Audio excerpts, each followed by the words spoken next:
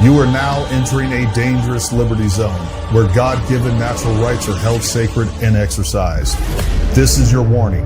Tyranny, fascism, and censorship will not be tolerated. Ideas will be exchanged freely. Rigorous debate and open discourse is encouraged. If you are weak and your beliefs are fragile, you should leave now. Prepare yourself. We are now live on the Dangerous Liberty Podcast. All right, folks. Happy Thursday, everybody. A lot going on in the world. I hate to say I told you so, and other people said I told you so. We were warning you last night about these sleeper terror cells being activated, and then lo and behold, today we have two different terror attacks take place, one in Virginia and one in Michigan. We will cover and give you some details on both of those. But real quick, on a happier note, I want to say hi to everybody over in the chats. We got K Pasta, Liz616, Sarah Jane, Rachel Wellington, Con, Gary Shaver, Cindy Shepard, Lori Matthews, and many, many more. As you come in, make sure you guys say hi. Lace, good to see you. Hopefully you're feeling better. I was up all last night with the man flu. I took some medicine. Hopefully I'll make it through this thing okay.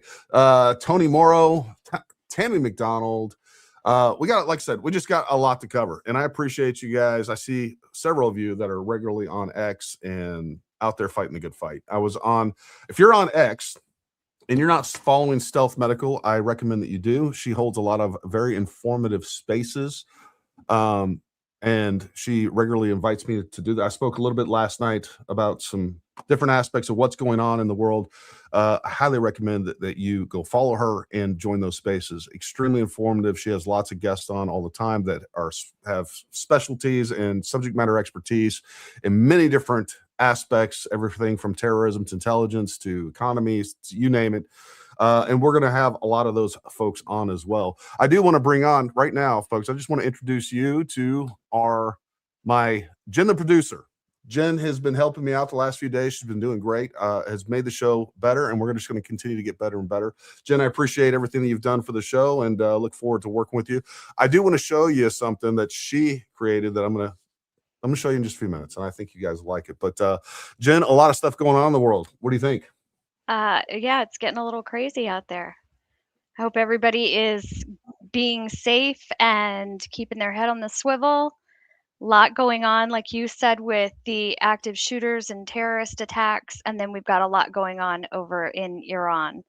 And some common sense is coming to us about Iran. So we can now figure out why Trump is saying there may be an opportunity to put boots on the ground, but it's not going to be conventional troops. So we'll go over that in just a few minutes. Absolutely. I mean, just so many moving pieces today, and also this information, obviously, these different stories are developing. We see what's going on over in Michigan. I'm going to hit that first in just a second. But before we do that, make sure you like, subscribe, all those things. We are going to be covering, we're going to go right into, after all of this stuff, we're going to go right into watching Candace. Man, just when I think, and I end up saying this almost every show, just when I think she can't go lower, she does. So we're going to get to that, but first the more important things in the world, which is all tied in, by the way.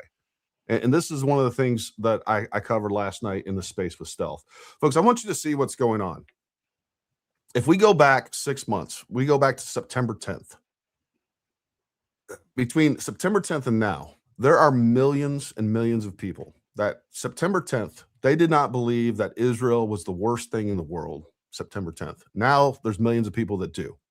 And what happened was we had this effort where they smuggled in this anti-Semitism into the idea of trying to find out who killed Charlie. That's what happened.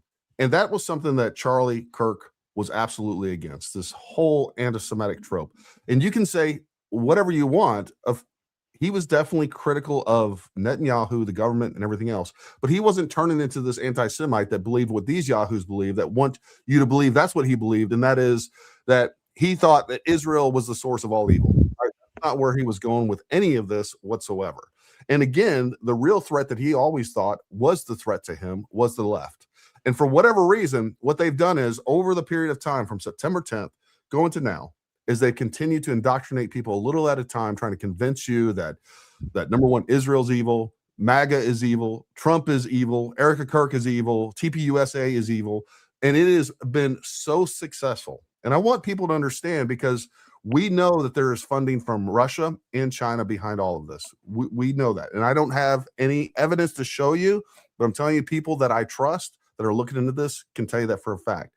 And there's a lot of other people that are being boosted by those countries as well. And I also believe, by the way, that these organizations like George Soros organization, not just George Soros, there's lots of billionaires and millionaires out there that are funding leftist ideology and want to see Trump and the conservative movement crushed. And they're going to do that through the most effective conservative element out there, and that is TPUSA. They can use Candace Owens to crush TPUSA. That is such a notch in the belt that it isn't even funny.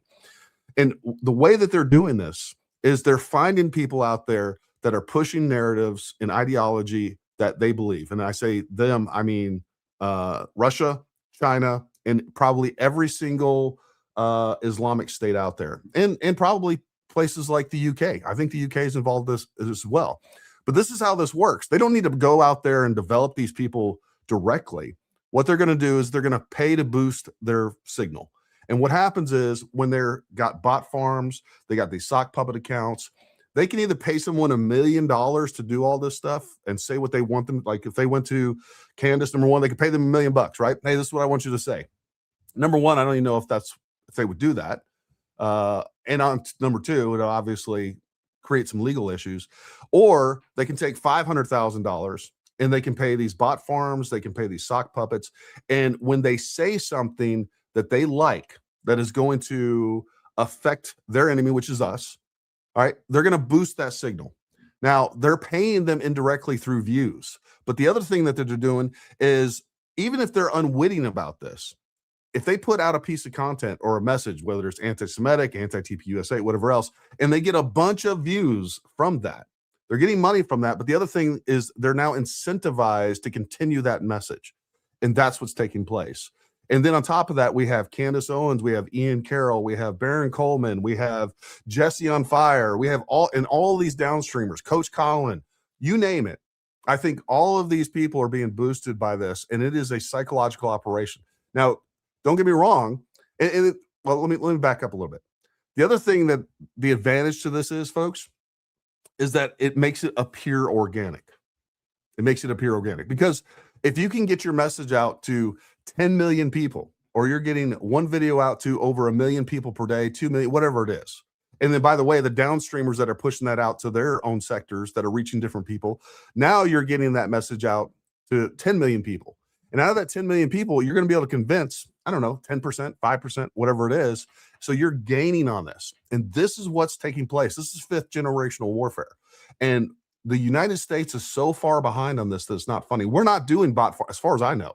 I haven't talked to anybody in the intelligence community or anything else that has told me that the United States is engaging in propaganda warfare and information operations, psychological operations that are including bot farms and sock puppets, because they should be. They should be. And by the way, they don't even have a counter operation. They're not even countering this stuff that's being put out on social media. And then also, I just want to add this.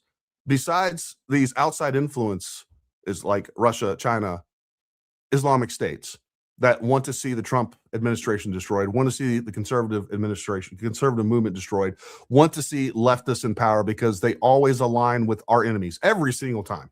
They always align with our enemies. The other thing is Google, YouTube.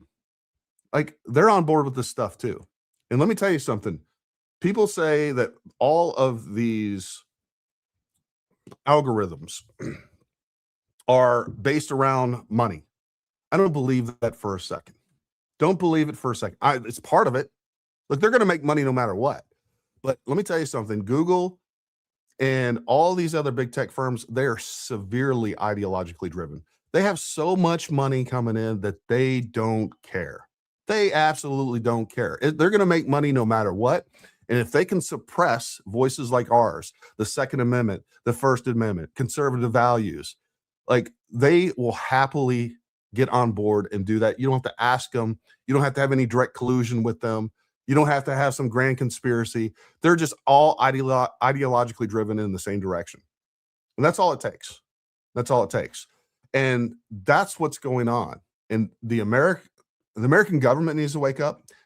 Look, I think they know about all this. I just don't think they understand the real effects yet. I think they're so concerned about geopolitics that they don't see what an impact these people are having. And this is why at the beginning, folks, and I know there's so many people that are still upset at me about pretty much singularly paying attention to Candace Owens. But when I saw this, what was going on in November, it worried the shit out of me. And it still does. And I'm hoping people are waking up, because I think they are. And the reason they're winning is because they're outworking us. All right. And I've told all of you before, look, anything I can do to help you, to get you to become boots on the ground, to get your message out, to be a counter to this operation and get the truth out, because truth is on our side. Intelligence is on our side. Everything is, we have all of the advantage on our side, except for numbers and except for how radical these people are.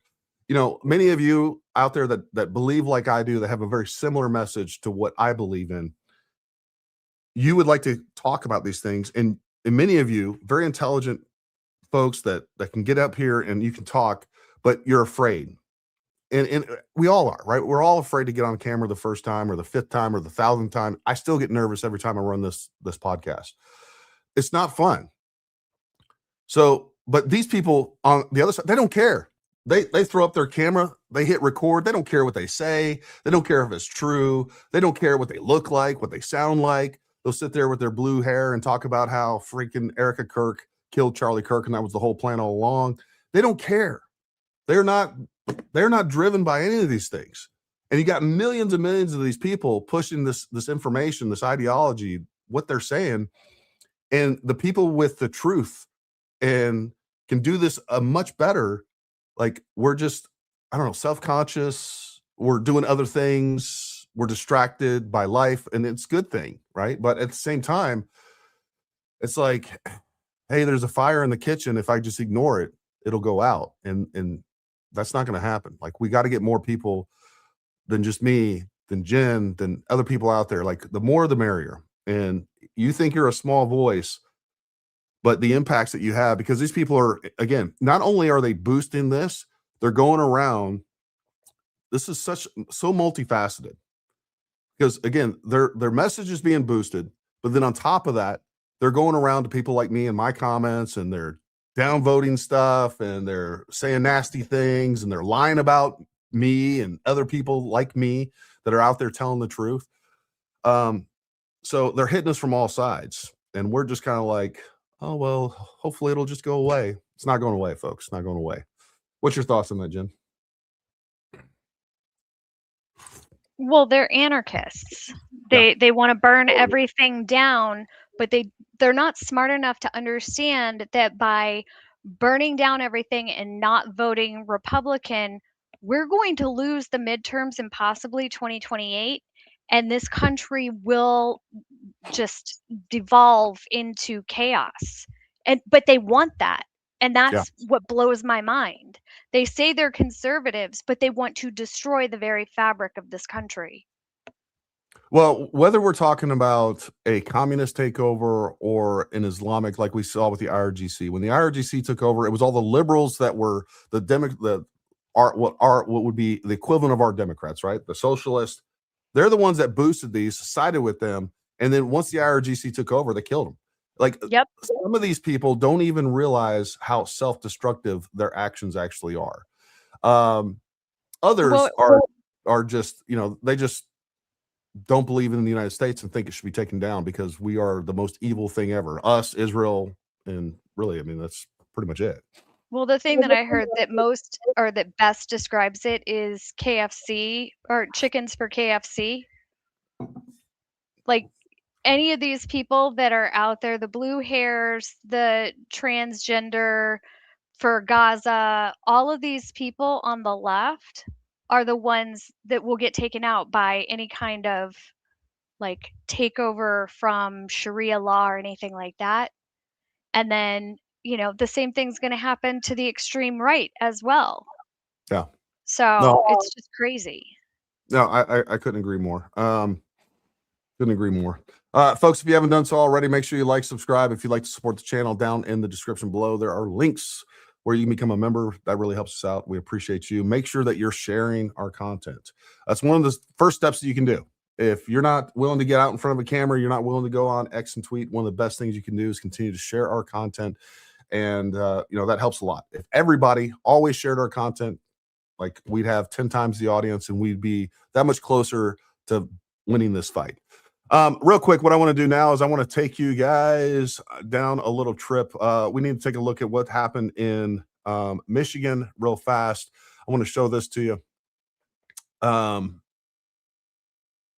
We had a synagogue attack, belongs to a migrant from Lebanon living in Dearborn, Michigan. All right, that's the area that I grew up. My dad lives in Dearborn Heights to this day. I was there from birth to 10 years old, and then I went and lived in Texas. My dad still lives there. Anyways, what I've seen, or how I've seen Dearborn in that area, the Detroit metropolitan area, change in the last, well, I'm 45 years old at this point. So in the last 40 years or so, it is unbelievable what's going on.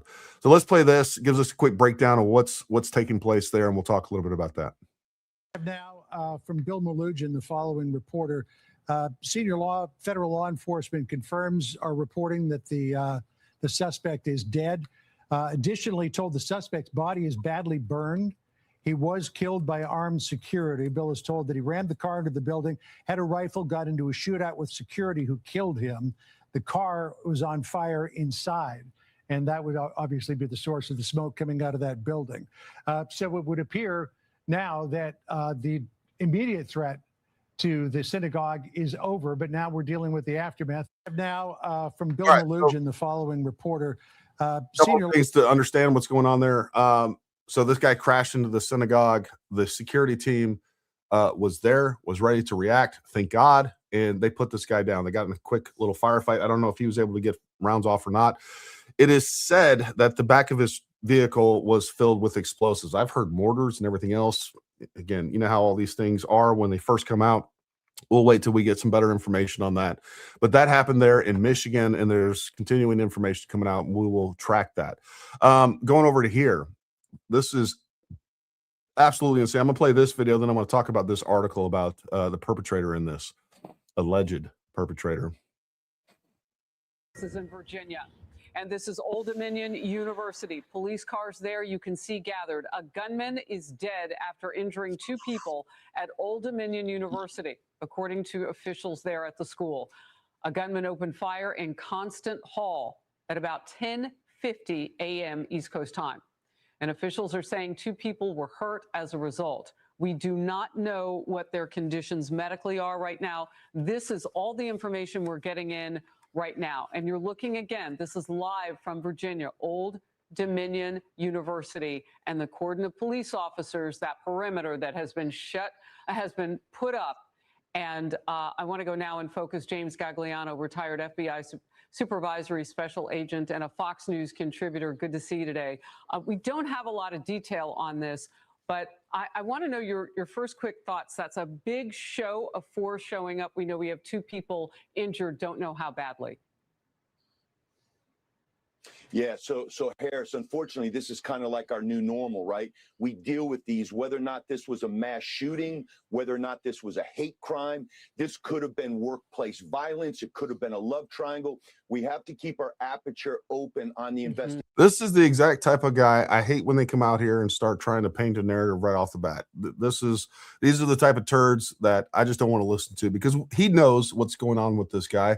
We can look at what is happening because we know who the guy is, and he knows it too, who the actual perpetrator was. So Old Dominion University ID'd the shooter, ID'd as Mohammed Jula, former Army National Guardsman, convicted in 2016 for attempting to provide material support to ISIS, naturalized citizen from Sierra Leone, released from federal prison in 2024 under Joe Biden. What I haven't looked, and I don't know, Jen, if you can take a look, was there any indication to see if he was released earlier than he was supposed to?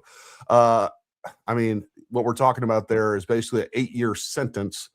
You would think that if you're providing material support to ISIS, you'd get something more than that. But again, this guy, Mohammed Jalal, a former member of the Army National Guard, was arrested July 3rd for attempting to provide material support to ISIS. According to the complaint, Jalal is alleged to have attempted to provide services by assisting in the procurement of weapons to be used in what he believed was going to be an attack on U.S. soil committed in the name of ISIL, same thing. In addition, the complaint alleges that Jalal attempted to provide material support. I want to, again, I'm looking through here to see if he was actually, his conviction. Here we go. It looks like he, sorry, go ahead. Well, it says here, if convicted, Jalal faces a maximum penalty of 20 years in prison. The maximum statutory sentence is prescribed by Congress and is provided here for informational purposes. What did you find his conviction and actually what his sentence was? It looks like it was 11 years. If I'm looking at the right one, Mohammed Jalal. Yep. So and he has ISIS links. Yeah. So he received 11 years and then he was out in 8 under Joe Biden. I mean, that just tells you everything that you need to know. Now we're going to be moving on. We'll keep an eye on that. Let's talk about Iran real quick. Jen, I know you had some good information regarding Iran. Let me pull that down. Yeah, so there is a guy on X that I absolutely love getting information from because he will post like images, maps, explanations, so you really get a good understanding of what's going on. He posted this today, and it shows satellite imagery. Let me get over here, and it says satellite imagery shows something curious. While the United States and Israel dropped over 7,000 bombs over Iran over the past week, not a single munition struck the underground complex of Iran's nuclear site in Isfahan. And so he goes through why. And this is related to, I don't know if you guys saw Trump, where he was being questioned on Air Force One about whether or not they were going to put boots on the ground. And he said he was considering putting boots on the ground in one scenario, and it was a very special scenario. And this will kind of explain what he's talking about. Last June, Iran's nuclear sites Natanz and Fordow were attacked with massive GBU-57 bombs. I think we all saw that. Yeah. The Isfahan site was attacked with Tomahawk missiles, and there was a specific reason for that. While Iran's nuclear infrastructure was destroyed, its stockpile of enriched uranium survived. That's what this big push is. The IAEA, which is the International Atomic Energy Association, I think it's called, put out a report last year saying that Iran had over 400 kilograms of enriched uranium, which was enriched to over 60%, which is enough to make a lot of dirty bombs or 10 to 11 nuclear warheads. Yeah. So why did they only hit Isfahan with Tomahawks? Iran could be storing its stockpile of the enriched uranium at Isfahan. And so Trump wants to find out if it's down there. They want to make sure that they destroy it. They account for everything and destroy it. Here's Trump talking about leadership. And they have leaders right now that nobody even knows who they are. They're being decimated now. You know, at some point, I don't think there'll be anybody left maybe to say we surrender, but they're being decimated. What are the circumstances where you send in ground troops? How are you thinking about that? I don't even want to talk about it now. I mean, that's, I don't think it's an appropriate question. You know, I'm not going to answer it. Could there be? Possibly, for very good reason. Have to be very good reason.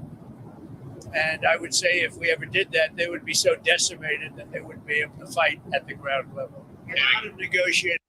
So basically, what he's talking about is putting in troops, highly specialized special operations guys that would be going in with nuclear physicists and nuclear cleanup guys that would be going into Isfahan and ensuring that the material is actually there and destroying it on site. That way we can ensure that if we just drop bombs on it, eventually the IRGC or whoever is going to take over being in charge of Iran could potentially dig it up and still utilize the material. So the one good thing about where Isfahan is, and here's a good map that'll show you, Isfahan is right here.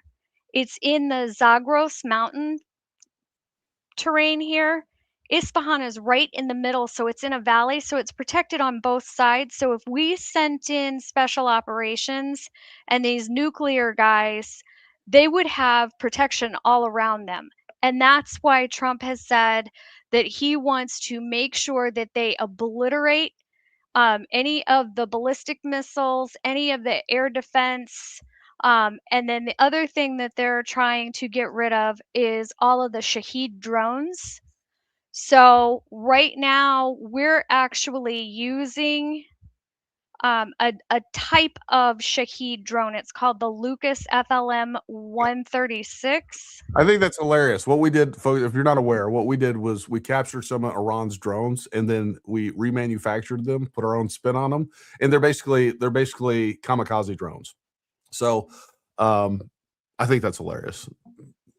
So these are the drones. They're super cheap to manufacture. They even have wooden propellers, which is crazy to me. So they cost around $35,000 to manufacture these. And these are like, they're using them right now to track down IRGC members, and basically they're kamikaze drones. So they're kamikazing some of these high ranking officials.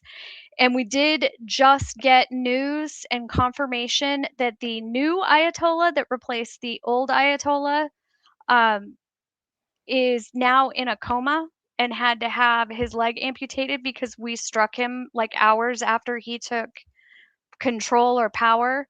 So he's not even expected to live more than a couple days. Yeah, going back up just a couple of things. Number one, I know somebody said we already have CIA and Special Forces there. They're at least on the borders for sure, ready to, number one, they're working their intelligence networks for sure. And definitely preparing to do any sort of action. Like Jen was saying, they're going to get NBC operators, nuclear, biological, and chemical folks down to those so that we can dispose of them and or capture those assets. Because at 60%, it would be crazy for us. 60% uranium. The only purpose for that is weapons grade. So we'll see how that turns out. But I agree that we're probably going to go in there and secure that once we have completely reduced any sort of real threat to them with their ground forces. Another thing, going back to these attacks here in the U.S. today, the thing that I'm seeing all over social media is that these are Mossad and that these are false flag operations. If you believe that, you're dumb. Like, these people have a long history of being Islamic terrorists, and I should just say just being Islamic. So like this trope that is going around constantly, it's disinformation, it's misinformation, blaming all these terrorist attacks on Israel. It's just dumb. It just doesn't make sense on its face. And we've talked about that before, but that's what they're going to continue to go with, so they can always say that Israel is the worst ever. And I have to put out this disclaimer every single time. There's lots of things to criticize Israel about. I'm fine with it. But to conflate these things and to sit here and pretend that Islam isn't the greatest threat to America, you're freaking stupid. You're just dumb. You're just dumb. Moving on here, I do want to talk about this. Actually, before I get to that, I want to hit this. So make sure it's showing. It's not. Somebody throw this up here. Lisa put this out a lot of people are aware of this. Lisa knows. She's been on the show many times before. Let me start this All over. right, I'm going to try to keep my cool on this one because this really pisses me off. The fact that Candace made this sweatshirt and is selling it on her merch website. Shabbat Shalom, Daddy's Home. She is openly mocking and degrading Charlie's beliefs. And it comes from her Jew hatred. That's where it stems from. Because she is dumb and thinks that the recognition of Shabbat is only a Jewish custom and practice. Never mind that it is absolutely a Christian practice as well. Christians are commanded by the 10 Commandments to still acknowledge the Sabbath. Daddy's home. Charlie will never be home to his children ever again. You want to sit here and talk about Erica Kirk is grifting. She's making all this money off of his death and his name and his likeness and image. While you do this, everything with Candace is a projection. Whatever it is that she's saying that Erica is doing, she is doing herself. And this is the epitome of that disgusting, vile behavior. And at this point, if you are still following this woman and you are buying this garbage, you are a disgusting human being and there is no excuse for you. Look, I think a lot of us share in her outrage. To make this t-shirt, knowing that her kids are never going to see their father again, and that's what this is about. I mean, I don't know. Like, she knows no low. And just when you think she couldn't get more evil and more disgusting, let me show you this tweet that she put out. Well, it was a response. I think it was a response to Baron Coleman, to be honest with you. It says, every person who knows Lori describes her as vile. Lori Francois is a fraud like the daughter she raised. The woman even divorced her third husband on paper only because she wanted to achieve business contracts designated for independent females. Larry Ginta and her are still together. As far as I understand it, there's actually no evidence that her and Larry Ginta were ever married to begin with, but I could be wrong on that. Really, it doesn't matter. Even if they got divorced, they were married, got divorced, and he's now taking care of her. There's nothing crazy, evil, or unusual about that. That happens with a lot of elderly folks. I would like to think that, you know, if God forbid, me and my wife get divorced in our elderly ages, that if something came down with her, I would still be have enough compassion to take care of her because she is the mother of my kids. Like, for her to go this low and to continue to attack Lori, her dying mother, is just beyond disgusting. Every person who knows Lori described her as vile and as someone who is willing to do anything for money and power. She spent 7 episodes trying to convince us that Lori is some sort of evil person. Nothing in there with anyone objective, with any single person that is fair-minded would look at that and say, you know what, she's right. This person's clearly evil. There's nothing in there. She spent 7 episodes trying to defame and to destroy Lori's reputation as well as Erica. And I think we all know why. Like, she knows that the direct attacks on Erica aren't working. So she's decided to go even more underhand and more disgusting and go after her mother. And it's just unbelievably disgusting. The curated videos of her in a wheelchair were likely directed by her. For the record, the influencers who were instructed to tell you that Lori had terminal cancer. I have not found anybody else other than Candace Owens saying or making a claim that she has terminal cancer. It's always been Lyme disease. I don't know where Candace Owens is getting this. I haven't seen any evidence that any other influencers were saying that she has cancer. Somebody may have mistaken that, you know, because she's terminally ill and they associate with, I don't know.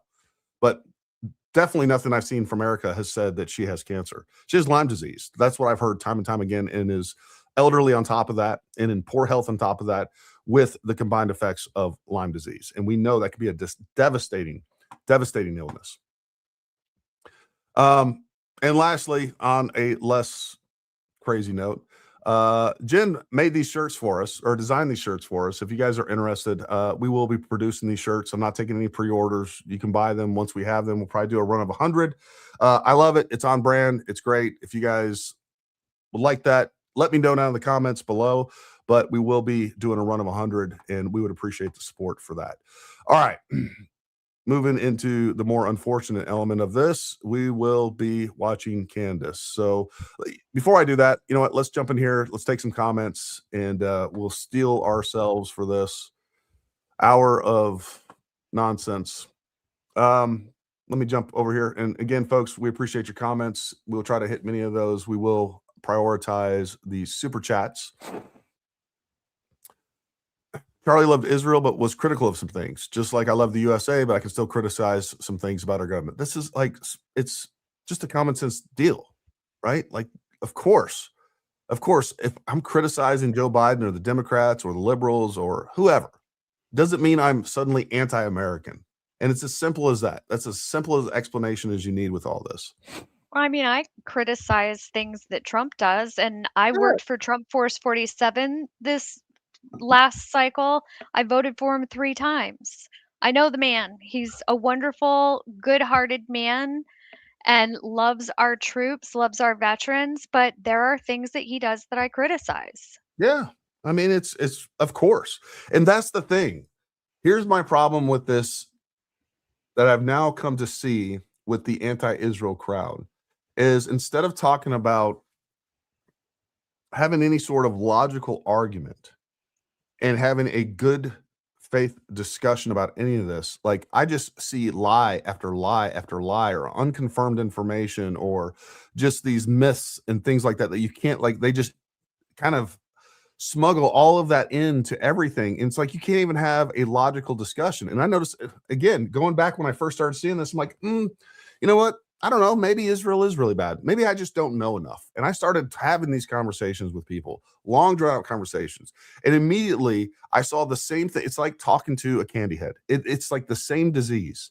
There's nothing logical about it. It's emotional driven. It's coming up with things that haven't been confirmed. It's like these oblique, weird things that you smuggle into the conversation to try to convince me. It's selling nonstop, and there's really no facts or very little facts. And every time you come to a point to where you can speculate a little bit, it goes one direction. So it's just, I don't know. I'm just kind of fed up with them. My youngest son lived in St. Clair Shores, Michigan, about 30 miles from the attack. It scares me, even though where he lives is considered a safe place in Michigan. It tells you no place is safe. Old Dominion is a very safe place. Look, here we have Virginia is in the process of trying to pass some of the most unconstitutional gun laws in the face of the planet. Currently the bill that they're putting forward, I have to see where it's at, is one of the most restrictive gun bills. It's worse than California. It's worse than Massachusetts, New York. It's insane. It's insane. And look how quickly, when I moved to West Virginia in 2011, I mean, Virginia was a bright red state, but within just a few years, it started turning purple. And now it's blue. It's unfortunate. Please, if you haven't hit the like button, do it. Helps Gary's channel. I know what everyone wants here. Thank you very much. Lori's always taking care of us. My mom was a puppeteer my entire childhood. Sock puppet triggers me. Creepy guys calling her number late at night wanting a sock puppet show. I just had to get that out. Feel better. I'm glad we were able to give you some mental therapy if possible. The left is engaged in stochastic terrorism. They're engaged in a lot of terrorism. Candace acts as a whore of Babylon, along with so many others on the side of evil. Couldn't say that enough. You're spot on about the motives of most of the social media tech companies. It's ideologically driven. They shape and shift narratives, chaos agents, weaponizing psychology and communications. I'll hop on your show some night. Democrats want to fund DHS. Democrats are traitors to this country. If you're illegal, though, they love you. Absolutely. Candyland Biker Babe 7000 cheese and desist. Cease and desist. Edie has a new video out. I saw it. I didn't get a chance to play it. Hexas needs to review everyone who is in the military and vet everyone who's enlisting. No Muslims in the military or law enforcement. Yeah, well, I mean, we still have to operate within the confines of the Constitution. I think we need to definitely put some things in place to address that threat because it is a real one. Let me see if there's any other super chats in here. Retired USAF spouse, thank you for your service. Thank you for your husband's service, military family, and especially military wives. They do more than most people realize and served in their own way for sure. Remember the deep state employees that were fired at the beginning of Trump's administration. They publicly stated they would organize and use what they learned and use it against MAGA. Folks, this is what I've been telling you from the beginning of this. Like all the deep state operatives, especially the leadership that got ousted at the Trump administration, they are the ones in charge of this. They're the ones that are fighting. And they want to convince you that Trump is now the deep state. They're the ones that want to convince you that Trump's the evil one. And like, we can't believe anything that the FBI or anybody else has said, even though the main leadership, and there's still a bunch of, leftist weirdos that hate America still embedded in the U.S. government in different areas, but they're out of power for the most part. And so what they've done is everybody that was ousted, that had power, that had connections, all of these things, they are now part of the psychological operation. They're some of the ones that are pushing the Candy nonsense, the Ian Carroll nonsense, like all of this anti-government. Let's destroy the right. Let's not vote in the midterms, vote Democrat in midterms in 2028. They want to be back in power. And it's so obvious, but people are so sucked into all this stuff that they can't see the forest through the trees. It really is. It's really disappointing. It's really disappointing. I think you're going to end up seeing a Tucker Candace ticket in 2028. No. You don't think? No. Look, Candace has enough popularity to cause damage. Candace and Tucker, Megyn Kelly, Ian Carroll, all of these people, they have enough power to sway an election and to suppress conservative votes enough to change the midterms. I think their popularity outside of that is way overblown. I think 95% of conservatives, and by the way, the polling shows this too. I think like 98% of MAGA still supports Trump, but it's that 2 and 3%, and then on top of that, the independent voters and Democrats.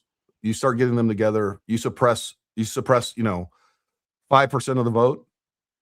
Come midterms, that can be a huge change. That's a huge that will give the Democrats the Senate and the House. And from there, all that does is give them fodder, because now Trump is a lame duck president. He has 2 years where he can get nothing, and they're gonna the entire time. So if we have, let's say we have 5% of MAGA voters that are disillusioned, discouraged. By the time we get through 2 years of the Democrats and the Ian Carrolls and Candace Owens and all these other people saying that Trump hasn't done anything for 2 years because he can't, by the time they're done with him, we're going to have 15% of MAGA voters that are disillusioned, discouraged, because they set the conditions possible to make that happen. Well, then we need to work really hard over the next 6 months to make sure that we're doing everything we can to get people educated and to get out and convince them to vote, because unfortunately Republicans are the lowest turnout during midterms. So we need everyone to get out and vote.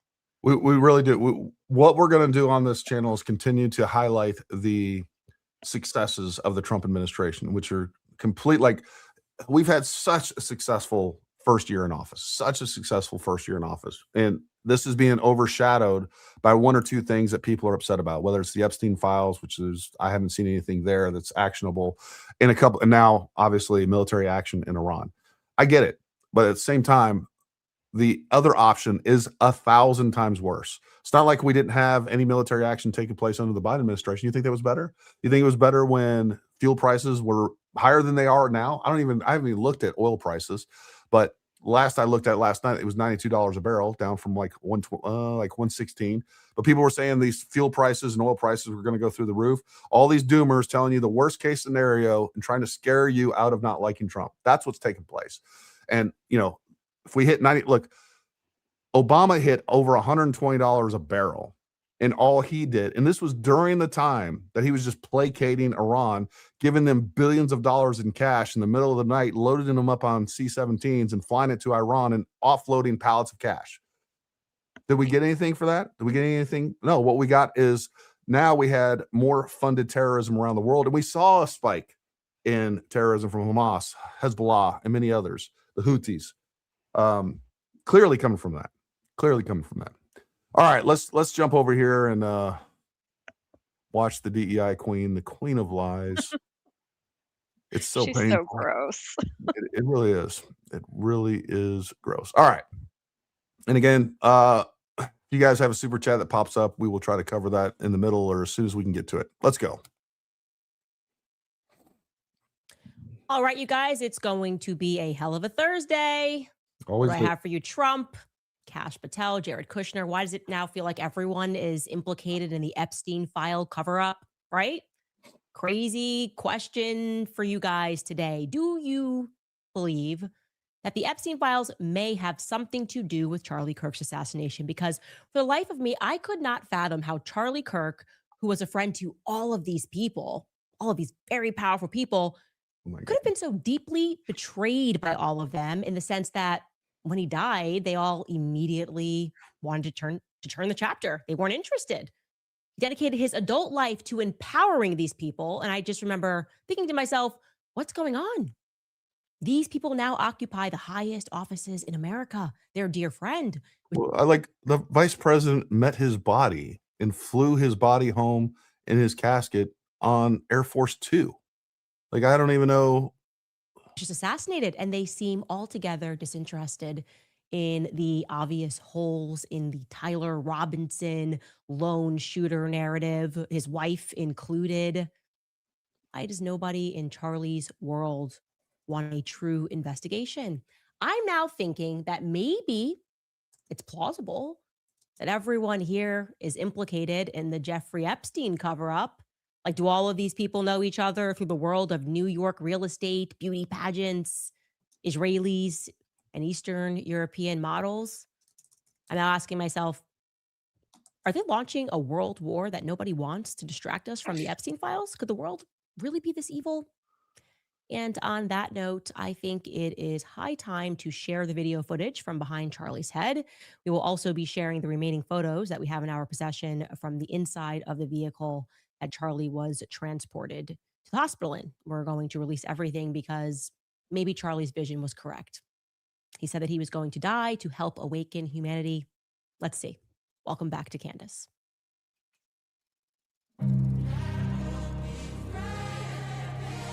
Is she going to play images of Charlie getting shot? As far as I understand, yes. Oh my God. Let me get this set up. Let's begin with an interesting update. So yesterday and the day before, we began breaking the news, the story that in particular Erica's involvement with Epstein's favorite modeling agency, Faith Kate's Next Modeling Management, a Rothschild spinout. We broke the story that her dealings with them involved real estate in some capacity. Erica Franzwe was, as we were told, the point person to the firm when it came to housing young models. More specifically, Erica dealt with apartments in a white building. They had remembered that that white building was located somewhere near 68th Street between 2nd and 3rd Avenue.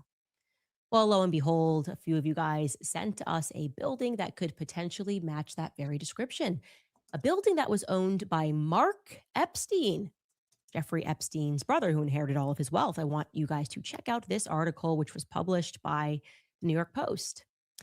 It reads, in part, "Exposed," this is the title, "inside the New York City condo building where Jeffrey Epstein secretly kept his underage victims." And the article tells us, quote, "Newly unsealed records reveal that Jeffrey Epstein kept some of his underage victims in an apartment building just 10 blocks from his Upper East Side townhouse.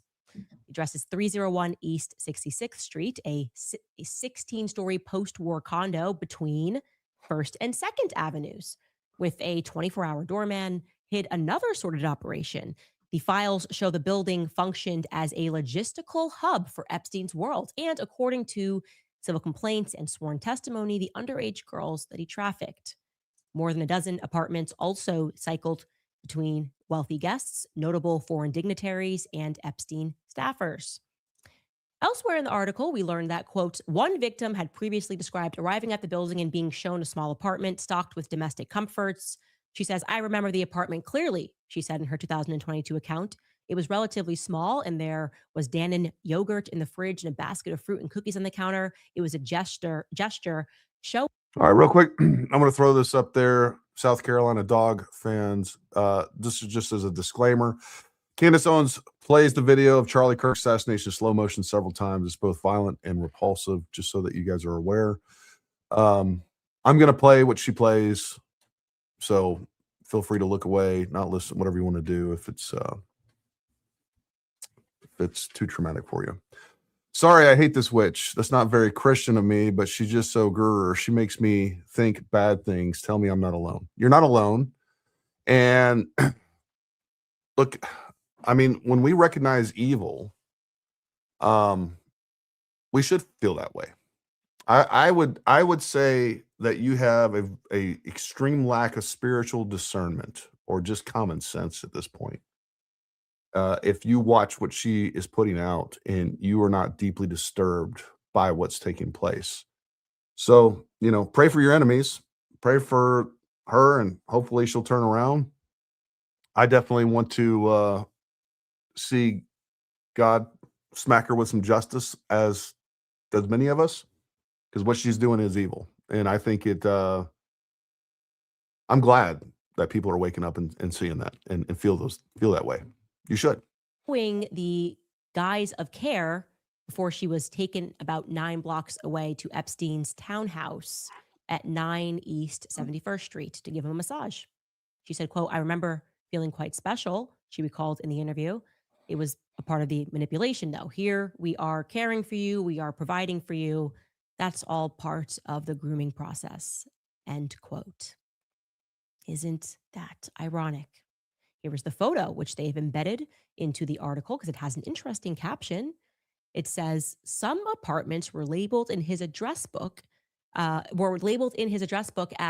apartments for models. Wow, apartments for models. And civil filings allege the condos were used to house young women brought from overseas and provided with living quarters, transportation, and other benefits to secure compliance. This photo is also courtesy of Corcoran. Wow. Corcoran Real Estate. I love that the photo is courtesy of Corcoran Real Estate, because remember, the Corcoran president, according to Jeffrey Epstein's files, was a Rothschild. Why is this just giving massive conspiracy? White building right there. If the person remembers Erica dealing with models, he's just putting in his phone, apartment for models. What's going on here? Why wouldn't she just simply answer an email and clarify her relationship with Next Model Management? This feels to me, again, like a massive conspiracy, which could have potentially implicated many more players who were involved in the New York City real estate scene and who also happen to radically support the nation state of Israel, given that the Rothschilds credit themselves with having created that nation state. It wasn't biblical. It was banking. The Kushners are involved in Manhattan real estate, right? The Trumps are involved in Manhattan real estate. And from where I'm sitting, it looks like Donald Trump and Kash Patel and Pam Bondi colluded to lie to the American people about the Epstein files.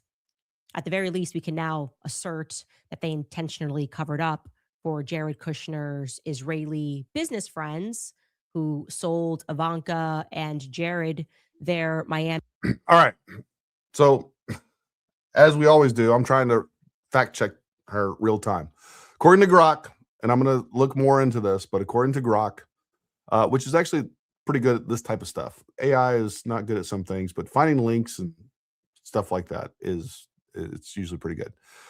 There is no credible or substantial direct link between the Corcoran Group, the luxury real estate brokerage founded by Barbara Corcoran, now led by President and CEO Pamela Leibman, and the Rothschild family in terms of ownership, investment control, or formal affiliation.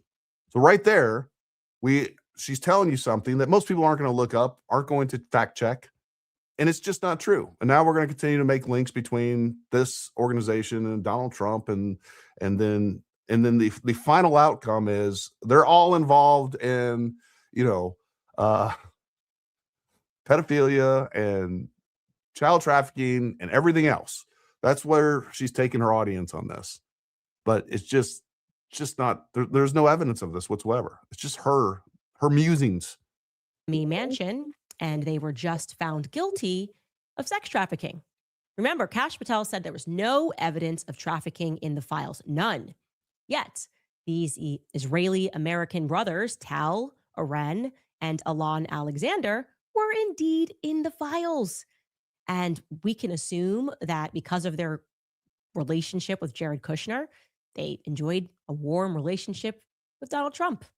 They certainly visited the White House multiple times. They even were invited to the annual Hanukkah party.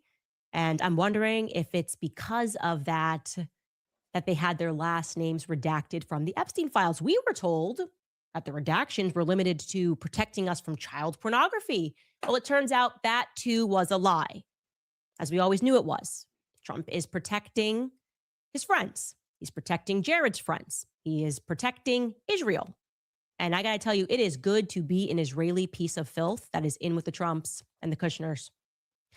The redactions didn't matter in the end, thanks to the crusade of Congressman Thomas Massie, among others, who Trump now wants primaried down in Kentucky because Israel wants him out. He's not a Zionist.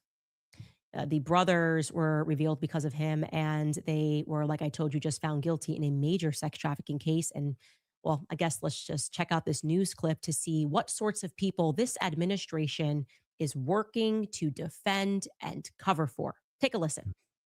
3 brothers have been convicted of sex trafficking after weeks of emotional testimony.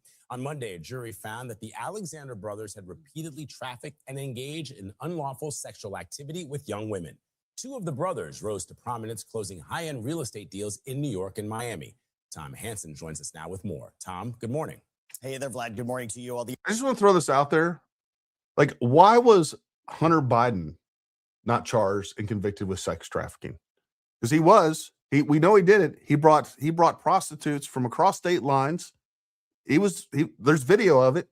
Like, why was he not charged and convicted? And by the way, I think the Trump administration should go back and do that if they can. Should definitely do it. The Alexander brothers were found guilty of all 10 counts against them in federal district court here in Manhattan Monday. Their defense team had argued the brothers were womanizers, but not criminals.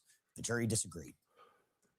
More than a year after the Alexander brothers were first arrested on charges including sex trafficking, a jury found the trio guilty of all 10 counts against them Monday. Mark Agnifilo represents Oren Alexander. We believe in our client's innocence, and we're not going to stop fighting until we prevail. Oren and his brother Tal rose to prominence as real estate brokers to the mega rich, with a splashy profile in the New York Times and appearances on cable business shows about their multi-million-dollar sales.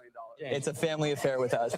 Alon Alexander, Oren's twin, worked as an executive for a private security firm owned by the family. The Alexander brothers worked together and with others to repeatedly and violently drug, sexually assault, and rape dozens of female victims. All 3 brothers were arrested in December of 2024. During the trial, the jury heard from 11 women who accused the brothers of rape or sexual assault, including allegations that the Alexanders had drugged the women before assaulting them, even recording certain encounters without consent. The jury found Tal, Oren, and Alon guilty of sex trafficking charges, Tal and Alon guilty of sex trafficking a minor, and Oren and Alon guilty of sexual abuse. Their sentencing has been scheduled for August, and the brothers face life behind bars. And now that their federal trial is over, the Alexander brothers still face additional legal trouble, including in Florida, where Alon and Oren are charged with rape in state court. They have pleaded not guilty. The details pretty disturbing, guys. Why are Israelis like this? Like, what is wrong with them? I'm asking seriously. All right. So what's good for the goose is good for the gander. Let's talk about people that she is closely associated with and her husband is good friends with, the Tate brothers. Let's talk about what they have been charged with in Romania and the UK. Right now, they are formally indicted and charged with forming an organized criminal group, human trafficking, including of minors in later allegations, rape, especially against Andrew Tate, trafficking of minors, sexual intercourse with a minor, money laundering, and then that's just in Romania. That's Romania. In the UK, Andrew Tate faces 10 counts, 10 charges related to 3 alleged victims, including rape, actual bodily harm, assault, human trafficking, controlling prostitution for gain. Tristan Tate faces 11 charges of rape, actual bodily harm, and human trafficking. So, again, what's wrong with these people? It's just Israelis that do this. Like, could you imagine? Could you imagine if we had another race up here? We're like, what is wrong with African Americans? What is wrong with black people? But we can do that with Jews. Like, are we going to sit here and pretend? I'd like to know. I don't know, Jen, if you can find some sort of statistic on that. Like, what is the demographic rate of any sort of major crime, sexual assault or otherwise, against Israelis, Jews, or anything else here in this country compared to the rest of the population? I bet we'll be surprised to see that. And allow me to reiterate what's going on here. So Cash 33 Patel, and the President of the United States, likely under the instruction of his son-in-law, Jared Kushner, who everybody knows is running the White House. He was running the White House back in 2020. He's the reason Trump has already admitted that Jared told me to bomb Iran. He told me that they might preemptively strike. Everything he does is because Jared Kushner tells him to. So Trump is essentially just being, on paper, he's running the White House. This is so dumb. You think Jared Kushner is going to tell Trump what to do? I'm sure he takes his advice because he trusts him, but it's just dumb. White House, but it's always been Jared Kushner. Always Jared Kushner. He was the one that also told him to lock everything down during COVID. What's going on here is they have just proven they were willing to lie via redactions to the American people to protect rapists, Israeli rapists, and sex traffickers. Wait. You talk about willing to lie by redactions.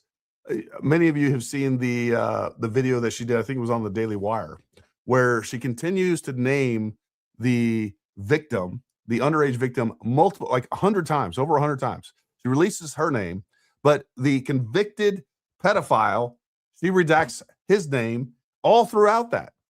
I mean, this is insanity that she would even have the gall to even say these things. Because they donate to the IDF. You can apparently traffic and you can rape humans as long as you support Israel. That's the most important thing. Oddly, though, trafficking, this just keeps coming up, right? It's a common theme that nobody expected. Throughout our investigation to Charlie Kirk, who killed Charlie Kirk, we keep coming up with themes of human sex trafficking and Israel and the unjustified redaction for the Alexander brothers sure adds a lot more smoke to that mysterious meeting that Andrew Colbert and other Turning Point USA affiliates had with top brass in the West Wing the literal day before the Epstein files dropped. Told you I thought, could it be for are they redacting and doing things for their friends? Little hush-hush meeting that Mr. 33 Patel wanted to help Andrew Colbert camouflage by way of faking a Charlie Kirk live episode. I'm calling in. I never do this. Ha ha ha. Meanwhile, you're together in DC. I think it's fair to ask what other pieces of human filth this administration would be willing to help for Israel. Now Trump has proven he will do anything for Israel. He will send your sons and your daughters to die for them. That's actually the plan they seem to be imparting upon us right now. So poor Charlie for having held him in higher estimation. This brings me to the utterly deranged campaign to foist Erica Kirk upon the masses, right? The widow who was clearly not grieving, the media dismissing her obviously problematic past, no interest in her obviously problematic past.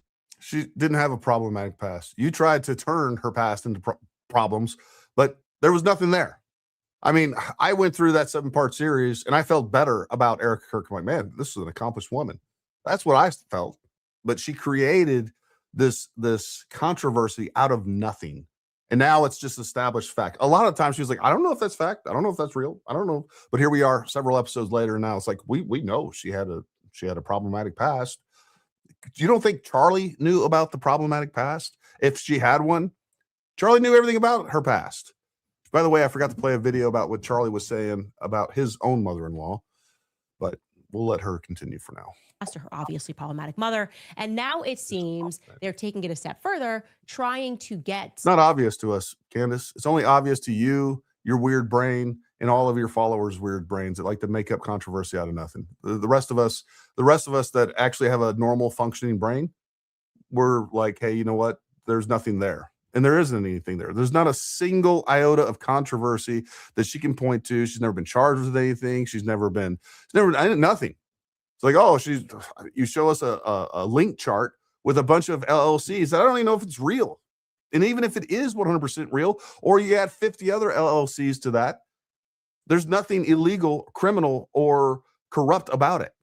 Erica's turning point into high schools all across America. That's been the push. They're even trying to establish something in Ireland. Ireland, wake up, pay attention. Korea, wake up, pay attention. Okay, it's weird and it's problematic. Let me ask you guys, with everything that we now know, how do you feel at home about the prospect of Erica Kirk, Tyler Boyer, the Farnsworths, and the Turning Point staff being heavily endorsed for high school classrooms in particular? Because that's what's happening. It's Club America. That's what it's called. Yesterday, Sarah Huckabee Sanders, and yes, that is Mike Huckabee's daughter, might be relevant to the theme of Israel, signed a proclamation with Erica Kirk by her side, announcing her support for every high school in Arkansas to adopt a Club America. I want you guys to watch Erica in this clip, by the way. Pay attention to Erica's mannerisms in this clip, because I swear everything about her screams fraud. Terrible, not even D-list, E-list actress, because now she's going to take on this sheepish and scared Erica and her mannerisms. All right, let's watch and listen to this. We are here to welcome one of the conservative movement's most talented, most outspoken, and most faithful leaders, Erica Kirk, to our great state. We're so proud to have her, and we're so proud of the incredible work that she is doing to help encourage students across the country to engage and join Club America, which we're launching here in Arkansas, and we're just honored to have you. Thank you. God bless you. We're so grateful, and thank you for honoring Charlie and his legacy and his mission to have a Club America on every high school chapter across the country. So God bless you guys, and thank you. It's just so performative, and it gives me the ick. Because somehow, as we have demonstrated, child sex abuse allegations, scandals, that seems to follow that sheepish girl that you just saw on the screen. She's just unlucky that way. It's never her. It's the U.S. Marines, Colonel Otto Busher. You know, it's everyone around her that seems a... All right, here's a little important piece of information. Club America. Club America. When was that started? Who was that started by? Who was that initiative initiated by? By whom? Charlie Kirk first publicly discussed and announced Club America on July 22nd, 2025. Multiple reliable sources, including Wikipedia's entry on Turning Point USA, updated with citations, confirmed the announcement date as July 2025. Reports indicate that Kirk had a personal passion for the idea. He reportedly had a very special place in his heart for reaching high school students and encouraged TPUSA leadership to aim for thousands of chapters, e.g. pushing for 20,000 in the weeks before his death, and worked with team members like Nick Koka to develop and launch it. So this is not, as she is trying to describe, a initiative started, created, or made by Tyler Boyer or Erica Kirk. This is an initiative and a program started by Charlie Kirk prior to his death. Another lie. Another lie. Real quick, let me hit a couple of super chats. Love USA 595. She is so mad that Erica is ignoring her. Couldn't agree more. Mex Chica, thank you very much for becoming a new member. Folks, please, if you would like to support the channel, become a member. We will for sure be having a members only show tomorrow prior to our show with Lady Luck. It was pushed back to tomorrow because of some other issues going on with Lady Luck, but I'm looking forward to having her on. She's a lot of fun. I sent a previous super chat to warn you. It's bad. All right, if we get to the point, and it's essentially Leonis is talking about the video that she's going to show Charlie Kirk We may end up fast forwarding through that. We'll see how it is. How did Trump protect them if the trial was in 2024 and the files just came out? What a great point, Slayer Princess. That's why we have the greatest chat on the face of the planet. You guys are smart, bright, and even pick on things that I don't. Adjacent to these sorts of scandals. Great point. Take, for example, United Hands Romania. That's the organization that Erica partnered with on her Romanian Angels project. Okay. She partnered with an organization known as United Hands Romania. And something that immediately flagged me as weird is that when giving an interview about United Hands, Erica mentioned that the Romanian orphans did not trust the woman that was running it. I want you to take a listen to what Erica says about this woman who's running United Hands. Take a listen. The Black Sea Rotational Force Base got moved to Norway in 2018. And for the past, I want to say 8 to 9 months, maybe even 10, the woman that is the boots on the ground in Romania for United Hands Romania Association, the head of that lives in Ohio. She has all of these backpacks and back to school supplies and all of these different things for the kids that she wants to send over there. And our contact who was at the base in Constancia is no longer there. And the people who are there don't trust her because they don't have a connection to her. And so I have literally been praying to figure out how to get a hold of someone at that base to be able to be like, hey, we're going to be shipping in, because I use a different shipping company to get there. I never use the militaries. The kids don't trust an adult woman to give them presents. Again, that flagged me as very odd. Children not trusting a woman so much so that they don't want to accept gifts from her. Nope. Been around, have 4 kids, have a lot of toddlers around. It's not right. I've heard of shy kids that need to warm up to strangers, right? But what Erica is describing there is a woman that has been involved with the organization for over a decade. She's been involved with this orphanage for over a decade. That signals to me that the kids know something about her. There's a reason they don't trust her, even when she is holding gifts. That was my gut instinct. So I went to investigate who that woman was and was gratefully sent an article by Romanians. Thank you guys so much for the work that you've done here. This article was published in 2017. And I'll show you first and foremost that Erica discusses her partnership. The woman's name is Renee Crossman. Okay. She thanks her in this article. The quote reads, "We have formed a partnership with the Antonio Placement Center in Constanta. And as we promised, we are doing everything possible to take this friendship further for the benefit of Romanian children. We fell in love with these children and with the idea of repeated help over time. So we included this action in our list of international initiatives. I am happy to collaborate with the United Hands Romania Association and Renee Crossman, the president of this organization, but also with the representatives of the Antonio Placement Center." Okay. She says, "Truly, thank you to the many Romanians who sent." I'm sorry, that's me. So, like I said, you guys, thank you very much for sending me all of those articles. And well, at least we know she reads a teleprompter. That's pretty obvious. No teleprompter here, folks. Got a couple of hand scribbled notes. Allowed me to look further into this Renee Crossman and what Probably becomes pretty obvious sometime, huh? her background is, and a clue as to why maybe the children don't trust her. Vulnerable children don't trust Renee. It might be because Renee is a member of a cult. You may have heard of this cult. It used to be known as Children of God. Yeah, there are documentaries which are dedicated to discussing the Children of God cult. And I'm going to tell you about Children of God. Actually, I'm going to read you verbatim words written by a Romanian investigative team, because this is going to sound familiar to you. This investigative team in Romania began looking into United Hands, began looking into Renee Crossman and the religious sect that she came from, the Children of God, which is now referred to as the family. It was founded by evangelist David Berg, born in California in 1919. The article tells us Berg had a very turbulent life, one that included incestuous sexual relations with a cousin, and even one of his daughters, Faithy, whom he made into a sexual partner when she reached the age of 12. Around 1970, Berg began aggressive proselytizing, especially among young hippies whom he convinced to leave their jobs, give up education, family, and all material possessions in order to join the children of God. In the United States and Canada, as well as in London and other major cities of Europe, Australia, Latin America, Berg was in the habit of finding justifications for sins through prophetic words, arrogantly proclaiming himself to be God's prophet for the end times, making known God's word for today, taking examples from scripture and out of context in an attempt to validate his new doctrines.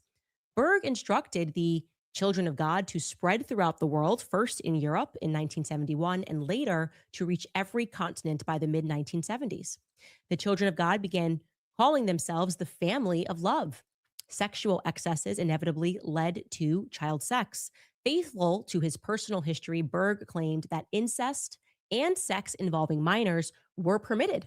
And thus soon, a series of cases appeared of mothers and fathers becoming sexually intimate with their sons and daughters, Oh my God. and even of young children committing sexual acts with other children or with adult members.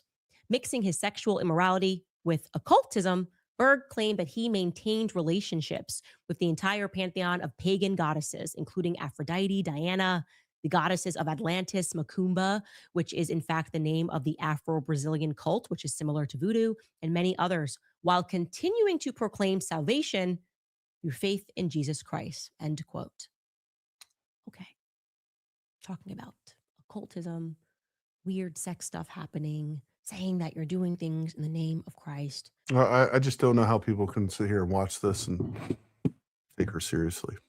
Like, this is just pulling up random things and then trying to smear other people with it. It makes no sense.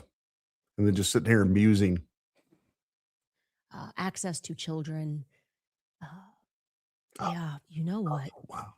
Back in 2018, actually, Megyn Kelly did an interview, a profile piece, and an interview with a woman who left the cult and wanted to share her story. Her name is Christina Babin, and listen to what Christina told Megyn Kelly about her upbringing. Take a listen. In 1976, David Berg introduced flirty fishing, which encouraged female members to show God's love through sexual relationships with potential converts. As for young girls like Christina, she says they were encouraged to engage in what Berg called sexual sharing. Father David had sent out a letter to everybody and said that children should be shown how to have sex. And an adult couple came and got me in the night and showed me how to have sex. And I knew by that time, I already knew that women were supposed to be prostitutes and we weren't supposed to say no to sex and that sex was part of our life. So I knew mentally what was expected of me and what I was supposed to feel. But when it happened, it didn't feel right. It didn't feel good. And I thought there was something wrong with me.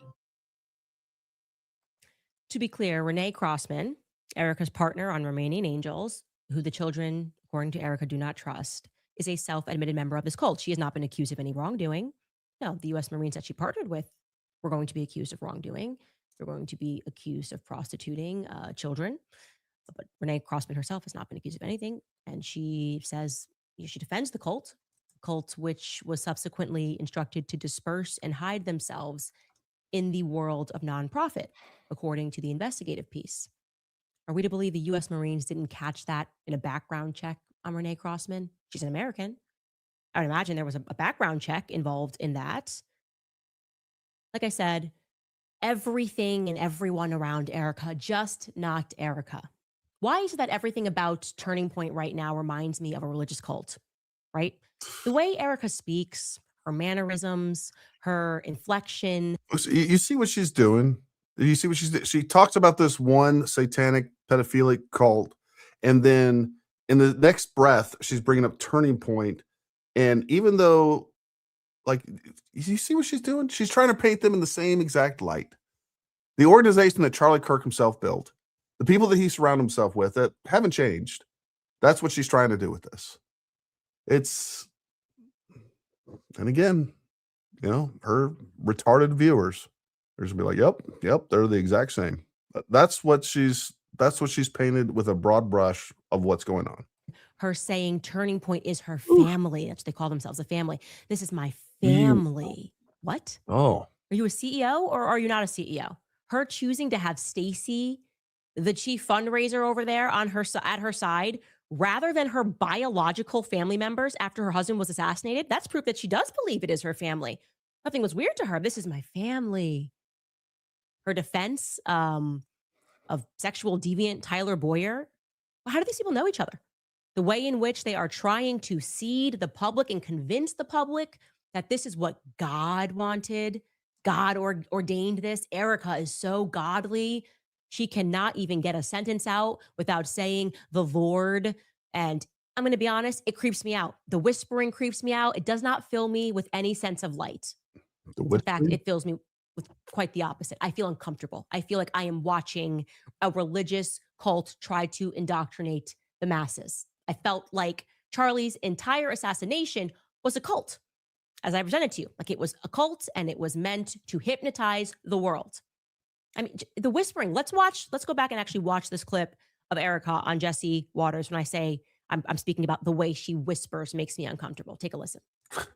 And I truly believe that if the Lord, She's which this does not happen, but if the Lord gave him an option to return back to earth, and if the Lord said, this is what your death is going to be the catalyst for, do you want to go back and exchange it? He'd say no. Wow. He'd say no. Really? He'd say no? First of all, I don't even know where it was. We just went through like a whole monologue of her whispering. Oh, it's like in a cult. It's weird. It's pedophiles. It's this. And then a couple moments later, she talks about she has a problem with how this person is whispering. And then on top of that, she's going to sit there and say, oh, he'd say no. He'd say no. Yeah, he would say no. As most Christians would. If, hey, you know what? My death leads to the salvation of 5, 10, 100, 1,000, one person. Charlie would say no. And real Christians understand that. This psychobabble,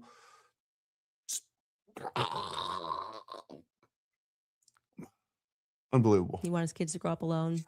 But again, this is a part of brainwashing. It's brainwashing tactics. You're for a right. cult. That's how I feel. Again, projecting. I have a right to feel. You talk about brainwashing tactics of a cult. This is exactly what she is doing. This is exactly what's behind her is the Candace cult. It is people that will abandon all reason, logic, evidence, anything normal in society, and will believe every word out of this woman's mouth, no matter what, no matter how hypocritical it is, no matter what her past looks like, no matter what the people that she surrounds herself with, and then she projects it onto other people. And there's not even direct links. It's not even direct links. The freaking guys earlier that she was saying were actually convicted of sex trafficking. Like there's no direct link between those people, Charlie Kirk, Erica Kirk, or even Donald Trump. But yet she has direct links with Andrew Tate, among other people. And then never mind, you talk about cults. Like you're best friends with John Mappin, apparently. I mean, Scientology is the real cult. And he's probably given her advice on how to create her own cult because she's doing a damn good job of it. That turning point has turned into something else. I feel it was infiltrated. I feel Erica is very obviously taking it in a direction that makes me uncomfortable. Everything we've seen about her background and the manner in which she was raised screams fraud to me. She lies pathologically as if she herself was brainwashed. As if she doesn't know that she's lying. It should tell you that something is not right here. And now we have to go max for Charlie. That's how I feel. We need to go max for Charlie because when I look at all the players on the board, when I look at her relationship with Trump, when I look at the way that they are continuing to defend her and to try to tell us that she must be accepted, no. It screams at me just the opposite. And when we get back, we're going to be releasing the remaining photos and the video evidence that we have from September 10th. All right, let's while we mute her, the DEI queen, the queen of lies, we'll hit a couple of super chats. Donald J. Skywalker says, did Candace ever date Charlie? She attacks like a woman scorned. Great show. Love your content. Been following you since July 2025. God bless. Thank you, Donald J. Skywalker. Thanks for the follow. Thanks for the super chat. We appreciate you. No, she's never dated Charlie. Everybody speculated that she had romantic feelings for Charlie. I personally don't know maybe at one time that she did. I think it's more she was jealous of Charlie and his influence, and then was scorned. Look, I genuinely think that she's likely a sociopath, and her brain just works differently. And I think Charlie and Erica would be getting less ire from her if they had actually dated and he broke up with her. I don't think she would have even so much as a heart flutter over that.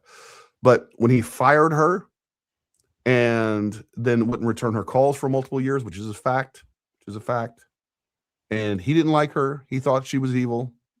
Lots of people talking about that. Lots of people close in the circle have talked about that. And when Charlie spoke kindly about her, it was because of just being a gentleman in public.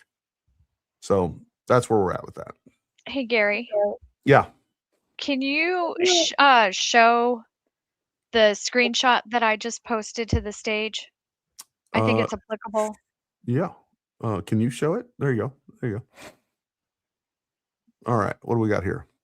Common manipulation tactics used by narcissists. Narcissists employ a variety of tactics to manipulate and control their victims. Here are some common manipulation tools they use. Gaslighting, distorting reality to make victims question their own perceptions and memories. My God, she is the gaslighting queen. She has a PhD in that for sure. Projection, accusing the victim of negative feelings or behaviors, deflecting attention from their own actions. Whew. I'm surprised that that little picture up there isn't a picture of Candace Owens herself. Love bombing. Showering the victim with loves, gifts, and attention to create a false sense of security. Minimizing, blaming others for their misdeeds or behaviors, or outright denying incidents to undermine the victim's self-esteem. Labeling, using derogatory labels to make the victim feel small and unworthy. These tactics are designed to maintain control and extract validation from the victim.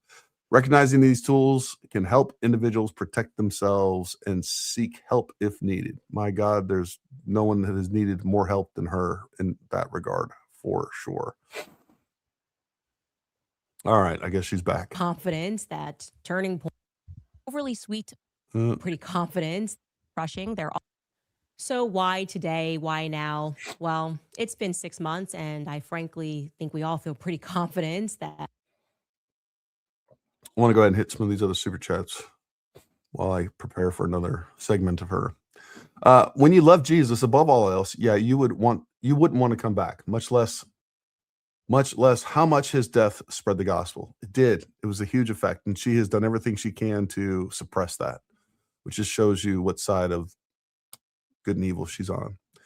She's got some nerve talking about how Erica grew up when she herself was kicked out at 14 years old and moved in with her boyfriend at 14. This is a great point. We've talked about this before, but I never really thought about, I wonder how old her boyfriend was. I wonder how old he was. Was he a pedophile? Was he 18? I don't know if anyone knows the answer to that, but that'd be good to know. Was he 25? Was he 30? What's up, Sean Faulkner? Gary, I made it before you left today. Good. I'm glad to hear that, Sean. We should start a little later than normal for watching Candace, but there we are. Thank you, Sean. We love you, buddy. Thank you for all your support and generous super chats. We love everybody out there. That turning point is there's some sort of a brand hostile takeover going at the very least, right? Zionists are in there. They didn't kill him, but they are going to now force people that Charlie didn't like at the helm of this company, right? They're going to defend those individuals. And I think we are very much entitled to that opinion that something's not right. In the beginning, I was not sure about Erica. I thought maybe she is dealing with a lot behind the scenes, trying to figure out where the snakes are. I do not feel that way today about Erica. I now feel her motives are impure. That's putting it lightly. I now know for a fact she's dishonest. Her background, there are pathological lies all throughout it. And so the internet must have everything because the people that should be defending Charlie are not. No, they're not defending Charlie at all. You're right. The people that should be defending Charlie against you, spawn of Satan, they're not. They're not. And I am very disappointed in so many people out there that were allegedly friends with Charlie that are not defending themselves against you, that are destroying TPUSA, his life work, his family, making t-shirts that say Shabbat Shalom, put away the phone, daddy's home, when he has young kids. I mean, that is one of the most disgusting things I've ever seen. I don't know. It's pretty much a tie between that and that X response about Lori, Erica's dying mother. If she can outdo those, and she probably will tomorrow, because every time I think that she can't go any lower, she surprises me at her dedication to do just that. They are going around actually trying to spread this Fed slop and trying to guilt us and trying to tell us that we're demonic for recognizing that's something we were forced to all, I guess, not partake, but look at what. She's saved. Love that title, that handle there. Candace is obsessed with the cult accusations, yet her biggest supporter, billionaire John Mappin, promotes Scientology, which even Wikipedia says draws from the occult system, more projection. Look, Scientology is definitely an occult. We've had a couple of people on talking about Aaron, I forgot his last name, talking about Scientology and John Mappin. It is definitely a cult. She's definitely friends with them. It has been stated that John Mappin actually introduced Candace Owens and George Farmer. Then they've come up with other stories. I don't know. So that's where we're at with that. But it's definitely a cult, and she's definitely associated with him for sure. Hey, Definitely Gary. is. Yeah, go ahead. Both of them were 14. Okay. Both Candace and her boyfriend, just an FYI. I looked it up. Good to know. Good to know. Was an occult ceremony. I believe Charlie's death, the setting of it, everything was planned down to the T. I believe he was sacrificed. Oh my God. It was an occult ceremony. Let me just back this up. Let me wrap my head around this nonsense. Sacrificed. Okay. No, they're not defending Charlie at all. They are going around actually trying to spread this Fed slop and trying to guilt us and trying to tell us that we're demonic for recognizing that's something we were forced to all, I guess, not partake, but look at what was an occult ceremony. I believe Charlie's death, the setting of it, everything was planned down to the T. I believe he was sacrificed. Okay. So we want to share all the evidence that we have so that the people that I bet Charlie wishes he was friends with, the YouTubers that have spent time on this, the people that have put things together to try to figure out what did happen on that day. I bet he wishes those were his associates and not the people that he spent so much time building up. All right, so first, let us begin with the photos inside the van. We had only showed one. I'm going to show you this one here so that you guys can take this. Here is a closer bit. I do want to point out that it does very much look to me like there is some sort of shattered glass in the back. I know some people think that this could be a part of his mic that he had on him.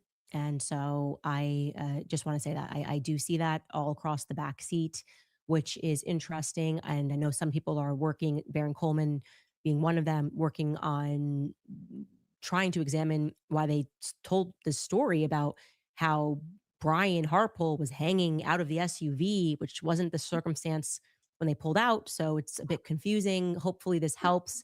Here is another photo. And I should have said viewer discretion advised. Blood. There was no blood, folks. We've heard that 1,000 times. First of all, behind, I have pictures. I can't show. Well, I don't know. Maybe I'll try to find them real quick and show them. There was blood. There's blood behind that table. There was blood all on the platform. There was blood all over the place. And of course, we saw the initial impact and the blood that profusely came out of his neck, unfortunately. And then we see blood all over the place here. So for all these morons out there that haven't bothered to actually look, that just heard someone say there was no blood. Now, I want you to know, Jesse on Fire, for instance, is now pushing the idea, and I think I know why, that Charlie Kirk is not even dead. I mean, he did a whole, I think, 3-part series on why Charlie Kirk is not dead, what's really going on here. And here's my thoughts on that. This is complete assumption, speculation, whatever you want to call it. I think he's afraid that to push all this other stuff because he's going to get sued. So he went with another narrative that's just as interesting, probably still opens him up to lawsuits, by the way. So I don't know if he thinks that's clever or not. But I mean, it's just a look, as someone who's been in combat 4 times, I can tell you, I know what someone looks like when they're killed. And the moment that he was hit, I knew for a fact that he was dead upon impact. He was dead right there. There was no coming back from that. I saw it. I knew it. And then even when people were saying later on that, you know, there was a heartbeat, I was like, well, there might be a mechanical heartbeat. They may have had him hooked up to something. Let me tell you something. He's not walking that off. He's dead. He was dead before he hit the ground. The lights were out. And then these people saying there was no blood. This proves that they're not, that there was blood. Yeah. So, Jen, I want to make sure that we get screenshots of this and archive that stuff. So anyways, there's plenty of blood. They had told us this story about how they had so much gauze and so much and all this stuff. We were able to find basically what you see in the corner there that kind of looks like a UPS ticket. Like a UPS, yeah, I guess you could say a UPS package ticket. What that is actually Instaclot, and which is essentially instant gauze, and there's just one on the floor. So unless he opened one and then put the rest of the packaging in his bag, which would be unusual, there's only one on the floor there that we could see. Hopefully, again, having looked through these photos and taking a look around, if you are one of the people, and this is another side angle, if you are one of the people that has been working on this story, you can, hopefully I'll just see you in the online universe and I can share these photos with you, because again, this now feels important, and I have no understanding as to why Turning Point USA would not share every piece of footage they have. Because it's an Obviously, investigation, not woman. telling us the truth. My God, you're dumb. Also, Cash Patel. It's a criminal investigation. None of these people, none of these hack investigators that aren't even going to leave their house. They're not going to go talk to anybody. They're not going to go do anything. They're not going to do real research.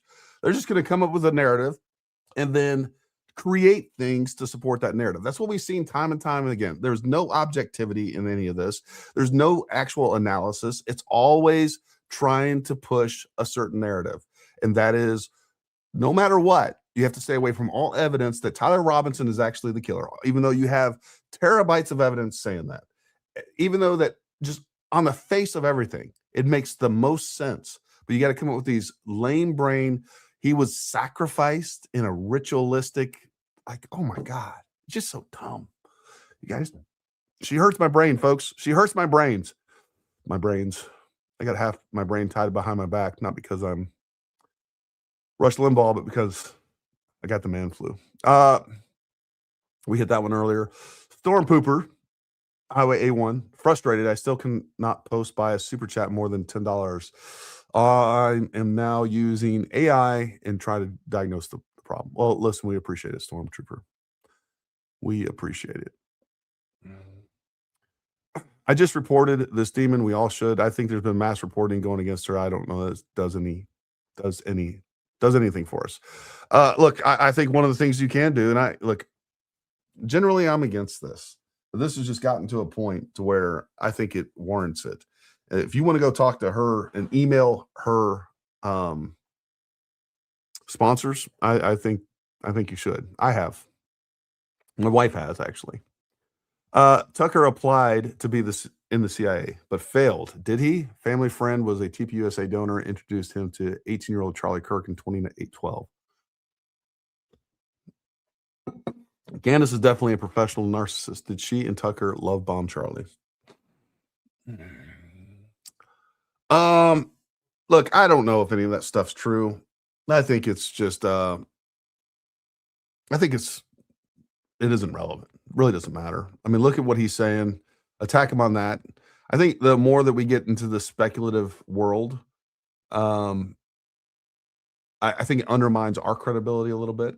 So if we stick to the facts, we do the compare and contrast of what he used to say, what he says now, I think that's very obvious. And that keeps us within a scaffolding in a structured fact-based attack. And I think that's where we need to stay, just so you guys know. That's my opinion on it. But who knows? Could be true. Lying. I don't understand how Cash Patel is still in office, but I guess everyone is just, if you lie for the right people, which seems to always be Israel, then you will be protected. Even if you rape people, which we've just learned, you will be protected somehow, redacted at the very least. Now we're going to get into this video. This is a long video. I told you guys how this happened, how I came about this. At the beginning, I didn't suspect anything with Turning Point. Obviously, that all changed after I had a phone call with Terrell. I recognized he was acting very strange on the phone, lying, saying he didn't know how to send a file. I was genuinely reaching out to him because I thought I could help clear his name, because people thought he was suspicious for taking down the camera. And I thought he was going to give me a perfectly reasonable reason as to why he did that. Like, oh, I was just instructed by the Fed or something to do that. And I was nervous. Nope. Just excuse after excuse. And I didn't understand why there would be any reason he was lying, saying he didn't know how to send a file, but you run a audiovisual company, Terrell Farnsworth. Now I've learned about his dad and his uncles and his cousins and their relationship with Lori Franzfey dating back to 2013. And it's all not looking good. None of this is looking good. Anyway, let's get to some of this video now. We're going to scrub through this, but we'll show you. Let's get to the first few minutes of this, and then I'm going to show you some other parts. Remember, I'm on screen record here, so you can get to this. And by the way, I think at some point they said they didn't have the footage. They have the footage. Okay, this is Terrell was at his office when he showed me this, and here we go. You can just play this, and you guys are just on audio, you'll obviously need to come cut this on video because I can't really describe, obviously, the question is being asked. This moment right here, we had assumed initially that was his recorder or something. I can confirm, you'll see later, that it's whipping fast and it looks white when it whips fast, but that is in fact his necklace. That is his necklace. Week one. And I find that for some reason to be very strange. All these morons were saying it was an earpiece, it was this, it was that. Like, it was obvious that it was his necklace. That the necklace goes up first. You can see that. Look how fast. I don't know if that's I guess that's not Brian Harpool, but what was his other security name? I'm having a brain fart here. Anyways, but look how fast he's on top of him. Dan Flood. Dan Flood. There you go. So that's Dan Flood reaching and grabbing him. Yes, obviously. And by the way, there's no gore in this. So you don't really need viewer discretion because, like I said, which kind of broke the internet, the bullet didn't go through, and not only did not go I mean, look how fast they're on top of him trying to cover him. through, didn't even cause any sort of a mess. His perfectly white t-shirt was white until the moment that he hit the ground. Well, yeah, all the blood went forward. I mean, Skylar, we can get to that portion, I guess, where they can more clearly see the, well, first we can show them the magnet that's still on him. I guess we'll get to that. Yeah, there you go. We can pause there. So they can see that that is his necklace. And it's, I don't know how to describe that. I don't know if you would say it's still on him. It is. There was a lot of story. Everybody had a personal story about Charlie's necklace, which struck me as very odd. Okay. It struck me as odd because, you know, Erica, Frank tells the story about how he came out to get his backpack from the car as the feds were searching it at the hospital. And he saw Charlie's necklace on his backpack, which was in the car. And the feds said, "We were looking for that necklace." Really? Why were the feds looking for the necklace? How did they know he had a necklace? This is such a great point. Such a great point. Love USA 595s for those that are listening here. She says she has, I'm assuming she's a she has no emotion, talking about Candace, while showing this video of him being killed. Pure evil. I agree with that. That is a really good observation because, folks, I've seen hundreds of dead bodies. And me, as someone who's been to combat 4 times, I have an emotional response watching this. And she has none. She has none. I think that needs to be identified because it is, you talk about odd behavior and it doesn't give me the right vibes. It couldn't be more clear. This is supposedly her best friend. We all know she's not. I hadn't really talked to her in like at least, I don't know, 2 or 3 years at least. But no response with this whatsoever. I think Erica last stated that she still hadn't watched this. And I don't blame her. Candace, no problem whatsoever. Very strange. Erica, of course, has told several stories about the necklace and how precious the necklace was to him and how grateful she was that she got the necklace back. I think maybe even Brian Harpole had a story about that. I got to go back and look through it. But everyone's got a story about the necklace. It seems like a strange focus of this day. And so I want to just point that out, that it is the necklace that is hanging. You can see that. And maybe you can see it clearer when it's on my phone. So like I said, I'm happy to send around, but you can at some points even see and observe the chain. Again, this is after Charlie is hit. So you are seeing 0 blood heading backward. That feels wrong to me. That instantly felt wrong to You're me dumb. for what they are telling us took place here, which is a 30-06. It's not even enough to... You're dumb. You're dumb. That's why it feels wrong. You don't know what you're talking about. His carotid artery and his jugular vein were both severed in this. And so we had massive blood loss with all the pressure, all the blood pressure that his body was producing go out a fairly large hole. I think the thing that's anomalous or atypical is that entrance wound. I've talked about this 100,000 times. I do think at this point that what we had was a tumbling round or a round in extreme yaw. So that made that entrance wound larger than it would normally be. And then on top of that, and the neck stretches a lot too. So like look, if you feel your, especially the younger you are, right? When you feel your neck, that skin is already under tension. It's wanting to open up a little bit. So we have a larger hole than normal. We have both the carotid artery and the jugular vein, both severed. We have massive blood loss. We have massive blood pressure loss taking place when this happens. So, and it's all going in one direction. And then again, when we have a round that is yawing in extreme, all right, meaning that round is not moving straight forward, it's starting to move, basically starting to tumble.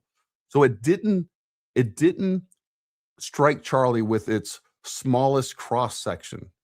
It hit him with a much larger cross section because it was already starting to tumble for whatever reason. I don't know if there's lots of things that would cause that. Lots of things. And we would need to know about the ammunition. One of the things that would cause that if Tyler Robinson, for sure, if he did any sort of engraving on the projectile itself, that would cause that to lose gyroscopic stability and would start to yaw in an extreme way. And then once it is yawing in an extreme way, it almost definitely is not. I don't care if it's a 180 grain round moving at 2,800 feet per second, because it is hitting the flesh at such a large cross section. You are not going to get an exit wound. Pretend that this was like an event where it already is, I would say, insane to try to say this was some miracle event and, Charlie's neck stopped this. It gets even crazier. Nothing miraculous about it. There's plenty of case studies where almost the exact same thing happened. All you got to do is research it. I wasn't aware of a lot of this stuff too. There's lots, and this is something that, terminal ballistics, folks, is just not something that's well documented. It's not. There are some outdated studies that talk about 30-06, and I say outdated, they're just older, right? So going back 20 years where they were studying 30-06 to some extent. But there are military pathology studies that show this. There are other civilian pathology studies that show this. I saw one where a guy was hit with 30-06 in the arm and it didn't penetrate. And again, we can just go back to the fact that when it comes to 30-06 ballistics, all right, you can get a wide range of different projectiles, different ammunition type, from low recoil, low velocity, varmint rounds, and everything in between. And that's without even dipping our toe into possible hand loads. And then it just opens up, like the variables open up tenfold. When you say, but it didn't even cause any blood. Didn't cause any blood. Everything you saw was blood that came because an artery got hit and that went forward. Well so done. I just want to say that. I will never buy the narrative that a 30-06 is what killed Charlie Kirk. I'm just not accepting that narrative whatsoever. We can continue and we can sort of point out some more portions here. I just keep going through here. Okay, you can see Charlie was not down. He was always also upward, which I know a lot of people know stuff about. We can kind of look close at that. Is that a recorder? The magnet clasp right there. Some people were wondering. Some people thought that the magnet clasp. I know there was a lot of stuff. Yeah, let's talk about the magnet clasp. So after this event, we still have that weak magnet attached to that. That right there is 100% proof that we didn't have any sort of exploding microphone. It, like, that whole, between the exploding microphone and the palm pistol, which now have been recycled or now are going back around, the two most idiotic theories ever stated. We have a blast, allegedly, and I don't even know what are we saying. It's like I hear different versions of this, right? The exploded mic. I've heard that it's a projectile. It basically is a small gun, right? So we have something like the Rode microphone that is going to produce a blast, or even CO2. I've heard where it's going to actually throw a projectile, and that's what hits Charlie in the neck. Like, there is so much extreme force that rocks Charlie's body, a large person. Like, it is so clear that it is a high-powered rifle round.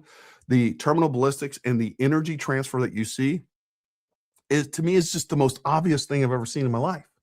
It really is. It's so obvious. And the idea that you're going to create enough energy to kill a man, but not damage the t-shirt, not actually even come loose from that weak magnet that's on there, it's utterly, you're defying physics. It doesn't even make sense. It's so dumb, so stupid.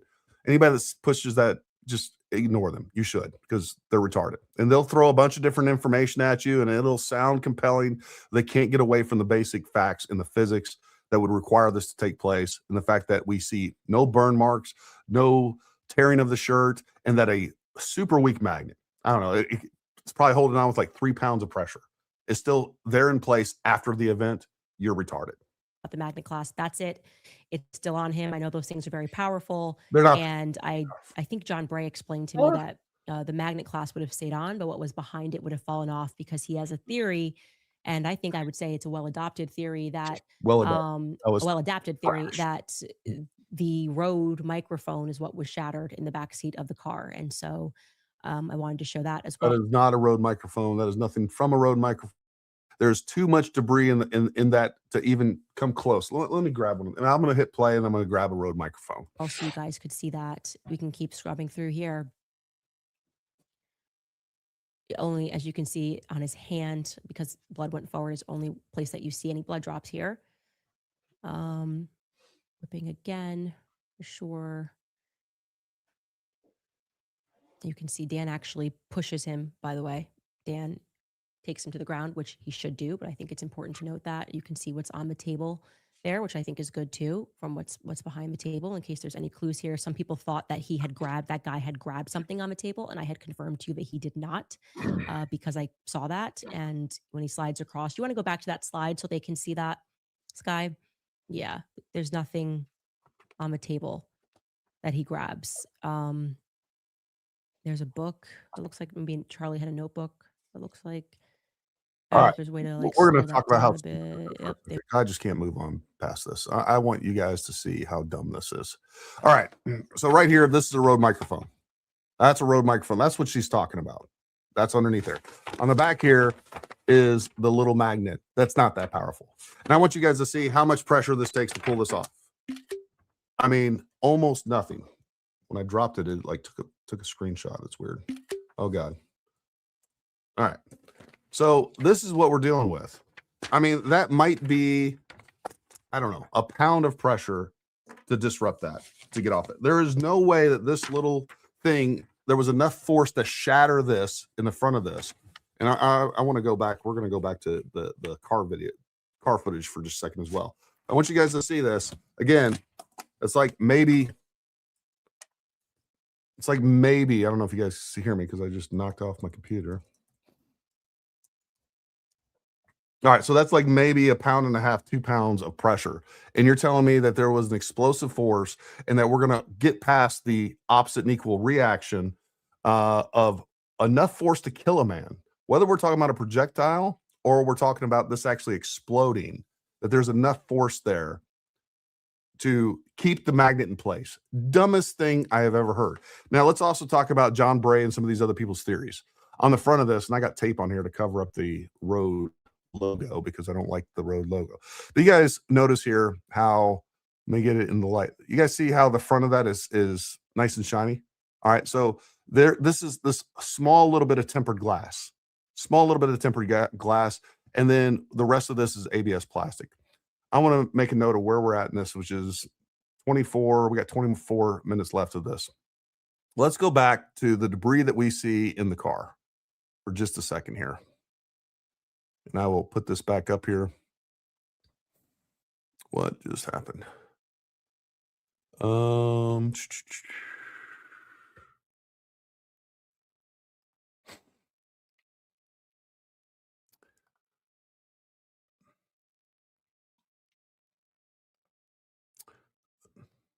All right. So we're going to go back to the car.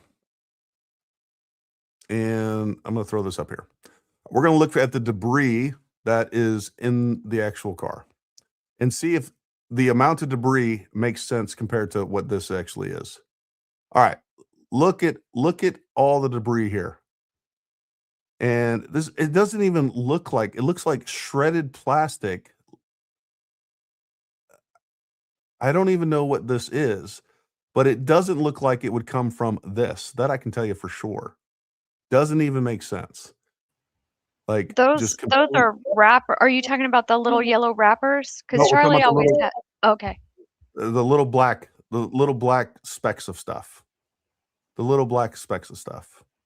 Supposedly that is because this blew up and this is what was left underneath his shirt. That's what they're essentially trying to say. And to me, that just doesn't make sense. I But think it was beyond that- something off of the door because remember they said that they could not. Charlie was so tall that they couldn't shut the door, so they were probably trying to pull the door closed, and something on the door broke.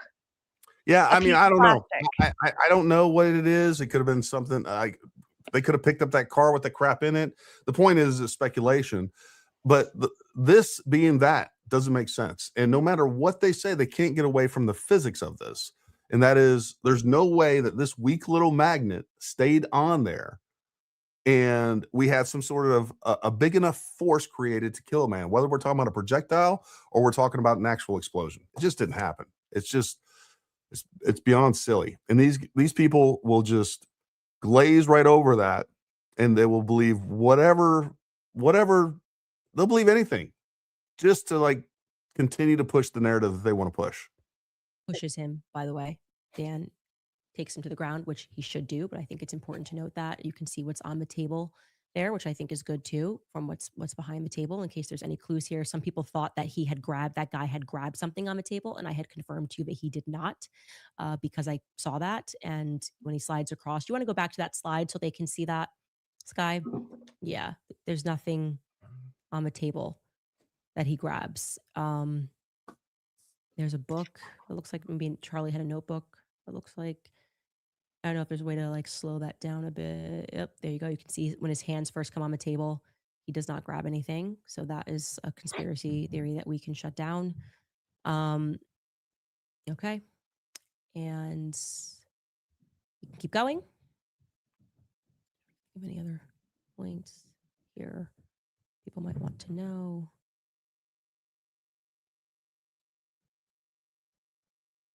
There we go. You can see kind of what's around him more broadly. Speakers. There we go. Yeah, I think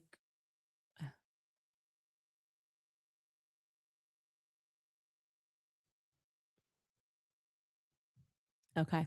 And then beyond that, we just have some crowd shots, and you can show some of that as well. Like to scrub there. And we're just scrubbing through the parts that are just obviously pause me talking. It's absolutely disgusting that she All right, keeps and so replaying this that's over it. and over and over Yeah, again. She is I feel vile. that it is our duty to share that with the public, and because our officials, the feds, politicians, they failed us. They have been so dishonest. This has been the year of. There's a couple super chats. Jeremiah Steed says, this is about to prove Gary's been right all along. Look, it's not about me being right or wrong or whatever else. You know, originally I said it was body armor. That same evening that I posted that video, I said, hey, I've got more information. I think it could be wrong. And then I kept getting information from other sources saying he did have body armor on. So we explored those options for a while. But once I had confirmation saying that he didn't have body armor on, I came out and stated that. And then after that evening, by the way, anytime I did bring up the body armor, I, like an honest person would, I said, hey, you know what? I could be wrong about this. This is what I have. This is what I believe. And here's why. And I could be wrong. And I was wrong. It's as simple as that. But what I've done throughout this is I followed the evidence of what we actually have. Didn't come to any conclusions, didn't start off with a conclusion and then find elements to confirm the bias that I had. That's what these people are engaged in, is confirmation bias. And they do it dishonestly because they know most of the stuff doesn't make sense. And then some of them are just delusional and dumb. And then, but I think most of them, for the most part, look, I can create a video right now. I can create a video like, oh, I solved it. I can come up with some lame brain theory. I can grab some different clips of video. I can put it together and convince 1 million people. And that video will get millions of views. 100% it will get millions of views. But why? Unless I just am trying to grift off this. No, what's important here is the truth. That's what's important. Of really seeing how it really operates inside of DC. Everyone is disgusting left and right. Janet's 6474 said, Gary, the moment you suggested the tumbling around, it made perfect sense. That's when I believed everything you said. Well, I appreciate it. Look, there's actually lots of plausible explanations of why we're seeing what we're seeing. And again, like I've said 1,000 times, the challenge with this is we're trying to interpret a extremely high speed energetic event, and we're filming with 30 or possibly even 60 frame per second cameras. We've lost 98% of the data. So we can't go through there and try to figure things out with the information that we have. Or what I'll say is, it's easy to get like when you're missing 98% of the information, which is what it is. I checked it in Grok and ChatGPT. If you have a round that's moving around 2,300 feet per second and you're filming at 60 or 30 frames per second, you're missing over 98. At 30 frames per second is over 98.4%. I think it's like 97% if you're filming with 60 frames per second. Regardless, when you're trying to come to a conclusion and you're missing 98% of the information, chances are you have a high possibility of being wrong. And that's just a fact. And especially when you got people that don't know anything about ballistics, have never seen any of this stuff, that suddenly they've shot their grandpa's 30-06 5 times in their lifetime or whatever. And now they are ballistic experts and opining on something they know nothing about. High Speed Chase 2486 gifted 5 Paramount Tactical memberships. Thank you, buddy. We appreciate you. And I'm sure the people that get them will appreciate you. She's a spiritual deviant. She needs the Lord. I agree with you. She really does. And all her followers do too, because they are indulging in the worst parts of the human condition when they're doing these things. And obviously there are a few exceptions, but altogether it's just a place of filth, DC. It's a place of filth. I really do believe that they have to sell themselves and sell their souls, and they all... Couldn't agree more, Shel Kimsey. Couldn't agree more. Like, there's no emotion here. You talk about performative. Like, she's just going through this like nothing. People are just going, like, are comfortable, have sort of made their bed and like, yeah, I'm going to go to hell, but I don't know, maybe they think they're gonna come back from hell. I don't know what these people think. I know the occult, people that worship the occult believe in reincarnation, and so all they care about, since they know that they have no access to heaven, is making sure that they are princes of this world, so to speak.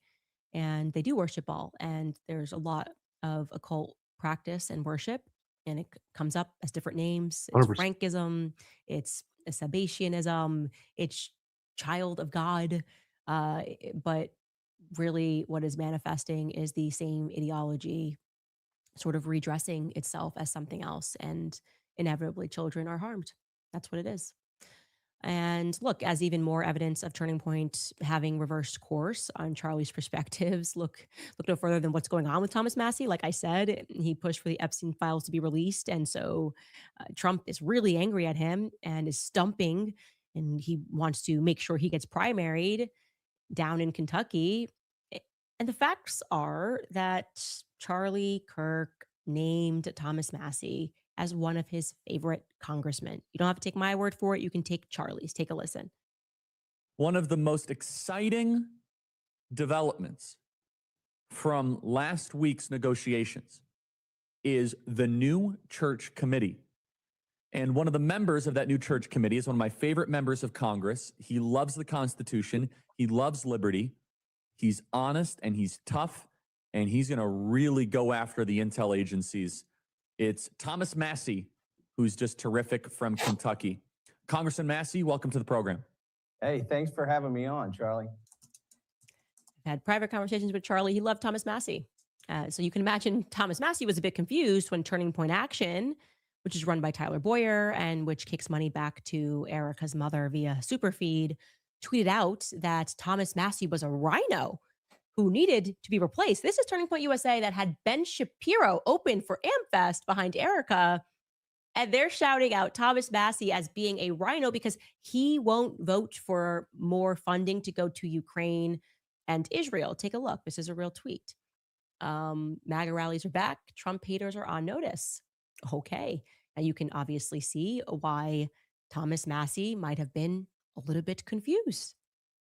And going back to 2024 or early 2024, I supported Thomas Massie too. Can't stand him now. I think he is not I don't know what he is, but he's not an ally of mine and definitely not an ally of Trump, period. he wasn't the only one, by the way. X was apparently also confused because look at that fact check. That was, yes, somebody said, isn't that an old video? Yes, that's a very old video. And I agree with this statement right here. Rep. Thomas Massie was one of Charlie Kirk's favorite congressmen. Just a little note here. Stop. You just can't make this up. You cannot make up that they are now being fact checked on what Charlie believed versus what they are now pushing for, which is the opposite. To be hit with a community note and you are the organization that purports to be carrying on Charlie's legacy, it is just so embarrassing. And it's also sick, right? I'm glad the community note was able to inform Turning Point that Massie was indeed one of Charlie's favorite congressmen. This is kind of where we're at with Turning Point USA. Thomas Massie, of course, tweeted back asking a simple question, which is, what has gotten into y'all? He just wants to know what has gotten into y'all. And then shows a tweet with Charlie reiterating, one of my favorite congressmen, Thomas Massie. And he's been his favorite congressman from at least 2016 all the way through 2023. And I wanted to answer Thomas Massie's question. I wanted to help him. What is going on? You want to know what's going on?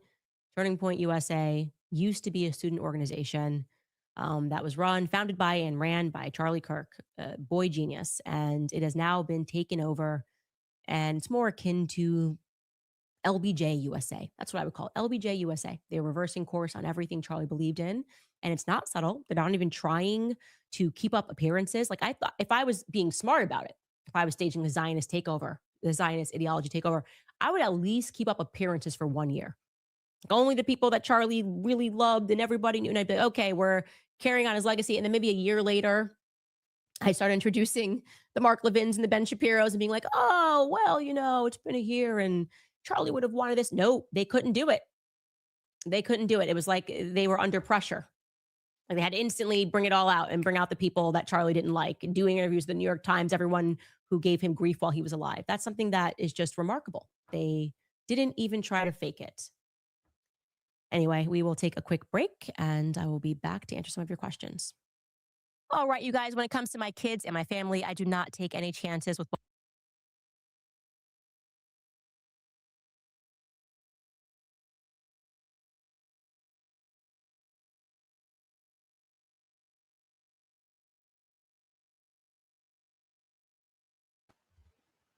Gary, you're on mute. Thank you. I was coughing earlier and then forgot to fix that. Sean Faulkner says, Gary, once you said he had on body armor, but said, I could be wrong. I was hooked, which I stated on the very first video. I understand that, it was new information. Other information was going to come out. Candace, first class crook, and anyone who believes her is lacking in discernment. Somebody needs some more Jesus. Agreed. She acts like Charlie couldn't change his mind on Massie. Doesn't she say all the time, he stopped supporting Israel? Yes. I never met Charlie, and that video took me back to the day he died. Totally devastated. After 3 days, my husband took my phone away, said I couldn't read any more about Charlie's death. Nothing. Candace's husband needs to take her phone away. That's for sure. There was, oh yeah, I'm gonna play this, but we'll skip forward a little bit here. So why I like starting late, so we can do this. Mortgage payments. So call American Financing today at 800-795-1210. Again, that's 800-795-1210. Or you can visit AmericanFinancing.net/Owens, AmericanFinancing.net/Owens. All right, you guys, top comments from last episode. Ocean City writes, if Erica runs for president, Candace should run independent so they can debate. Maybe only so we can debate. I have zero interest in running for president. I am so done with politics, but I would be interested in debating or even just conversing publicly with Erica Kirk. I don't think it's going to happen otherwise. So since they're probably just going to be like, no, she's president, like she will have to go through a debate stage. So maybe I will have to meet her there. This next user writes, my son was born yesterday, and he said he also doesn't believe Erica's crap. Yeah, it is hard. It's a struggle being not born yesterday. And apparently even the people that are literally born yesterday are not buying any of this. Top comments from today's episode, or people, sorry, that are giving to comment. Project Constitution writes, students all over the country are revolting in protest of Turning Point and Erica Kirk. They don't want them speaking at their schools, churches, or mandating high school chapters. We are winning. Go Max. I did see they were protesting that in Arkansas. Good. Okay. They don't need a proclamation from a Huckabee to decide if they want to open a student club. These people are minors. I do not think Turning Point, until they are ready to fully answer questions regarding Erica Kirk's past, that they should be given access to minors, full stop. This is pretty basic stuff. Hey, this is concerning. This is concerning. There have been some incidences that have happened. We're hearing this, we're hearing that. Maybe there is a reasonable explanation. Maybe there's a reasonable explanation for why Erica Kirk was at Model Management and at this white building. But people should hear it. People should hear it. Because at the end of the day, no one is interested in wanting the wrong information, to share the wrong information. But the silence on things that are just so easy to respond to. Like if someone messaged me and said, hey, Candace, we heard that back when you were working in New York City, that you had keys to a White House and you were ushering in mobs. I'd be like, I have no idea what you're talking about. This is not true. Do not print that. It's completely untrue. There's not a shred of truth to that. She's not doing that. She's not doing that at all. Romanian Angels, this woman, Renee Crossman, everywhere she goes. Madison Melker writes, I have been donating to Turning Point USA since before Charlie's death, ever since I receive letters at least once every couple of weeks asking for more money to help continue Charlie's vision. Kind of odd to me, since you are the one that is supposedly grifting. Oh, you didn't know that his vision was to be on a license plate? You didn't know that his vision was for everyone to send them their 401ks, and everything is his vision. Everything is his vision except for the words that came out of his mouth that painted his vision. They want you to ignore all of that. Yeah, it is beyond ridiculous. And they have zero awareness of themselves, is what I would say, as they had the audacity to call anybody grifting, given the amount of money they have made off of Charlie and their refusal to do the right thing and to say what Charlie actually thought, as opposed to trying to direct the ghost of Charlie. To say the opposite is ridiculous. James Lee says, you guys, and the bun. Oh no, the low bun. Same person. Vadamore writes, battle bun merch. You guys, it might be a thing. I didn't know this was a thing. Johnny America writes, hair pulled back, an expression on her face, she about to go off. I did not know that I was doing this subconsciously, but I think it is a thing. Oh God, I can't take it. All right. I think we've had enough. I'm not going to sit here and listen to her sycophants praise her. It just sounds dumb. What I do want to do real quick, let me remove this. Let me add this. I want to play things start to fall. All right. So this, if you want to know what Charlie Kirk thought about his mother-in-law, here's a quick clip that shows you exactly what he thought about his mother-in-law. Apart, because they will. And if you have male friends, if you are marrying a man and he does not have close male friends, that is a red flag. I'm not trying to break up your marriage, by the way, but it is critical if a man does not, and then meet his friends. And for men out there, same with your future wife. Does she have close female friends, and meet her friends? Because let me tell you right now, when things go bad, she's going to start spending time with her friends, and you want to know who they are and what their character is. Final point. This is more for men than it is for women. Men, you are marrying your future mother-in-law. The mom becomes the mother more times than not. Make sure you get to know the mother, who she is, how she acts, gets along with her, and if not, be like, is that who I would eventually want to be with 20 or 30 years from now? My mother-in-law is like the greatest person ever. She's an angel. It's a lot of advice. I don't remember your question, but I wish you well on your marriage. So Charlie's advice here is research your potential spouse's family and get to know them. Make sure they're legit. Make sure they're not evil, corrupt. And there he says, hey, you know what? My mother-in-law's an angel. That's what he thinks about Lori. So, you know, who is Candace to say, to determine and define who this woman is while she can't even defend herself? She can't even defend herself. She's dying. It's disgusting. And she provided nothing that would indicate that this person is anything other than exactly what Charlie Kirk said she was. Sounds like she was an industrious woman that was out there getting things done, providing for her families, and doing things right. You know, so it is what it is. So crazy. So crazy. Jen. Yeah. So you know my stance. I believe wholeheartedly that she is a covert, malignant narcissist with psychopathic tendencies, and the best way to deal with someone like that is to ignore them. However, after watching this, and I sent you a text, I don't know if you read it or not, I knew Charlie. Charlie helped me out at the beginning when I started my show, and a couple times over the years. I lived in Arizona for most of my life. And Charlie was extremely kind to me. I dedicated my book about the Bible to Charlie. And after watching today's show, I am going to spend every waking moment that I'm not working on merch or the show, I am going to dig into Candace, all of her relatives, all of her neighbors' relatives. I'm going to dig into everything I can find about George, and I have friends in the intelligence community. I am going to destroy her. Well, there you go. There you go. I mean, what she has done is just unbelievable. It really is. It really is unbelievable. Thank you for what you do. It's necessary work. Candace is a brand. She's merely marketing for her personal gain, projecting money is the root of all evil. It is the root of all evil. Sean Faulkner, thank you. Thank you, Sean. We appreciate all your support, man. Many of you, like, you guys are just regulars here, and I appreciate, of course, the super chats, but I just appreciate you guys showing up and doing your thing. Yeah, we covered a lot. Again, folks, there's still a lot developing with what's taking place in Michigan and at Old Dominion. Folks, just be careful. I mean, be prepared. You know, have a talk with your kids. Tell them, like, hey, look, we got some serious things going on. Yeah, you know, everyone thinks the odds, it's not going to happen to me. That's what everybody thinks. It's not going to happen to me until it does. So, you know, for those of you that are equipped, trained, and feel competent and confident to do so, and make sure you're armed.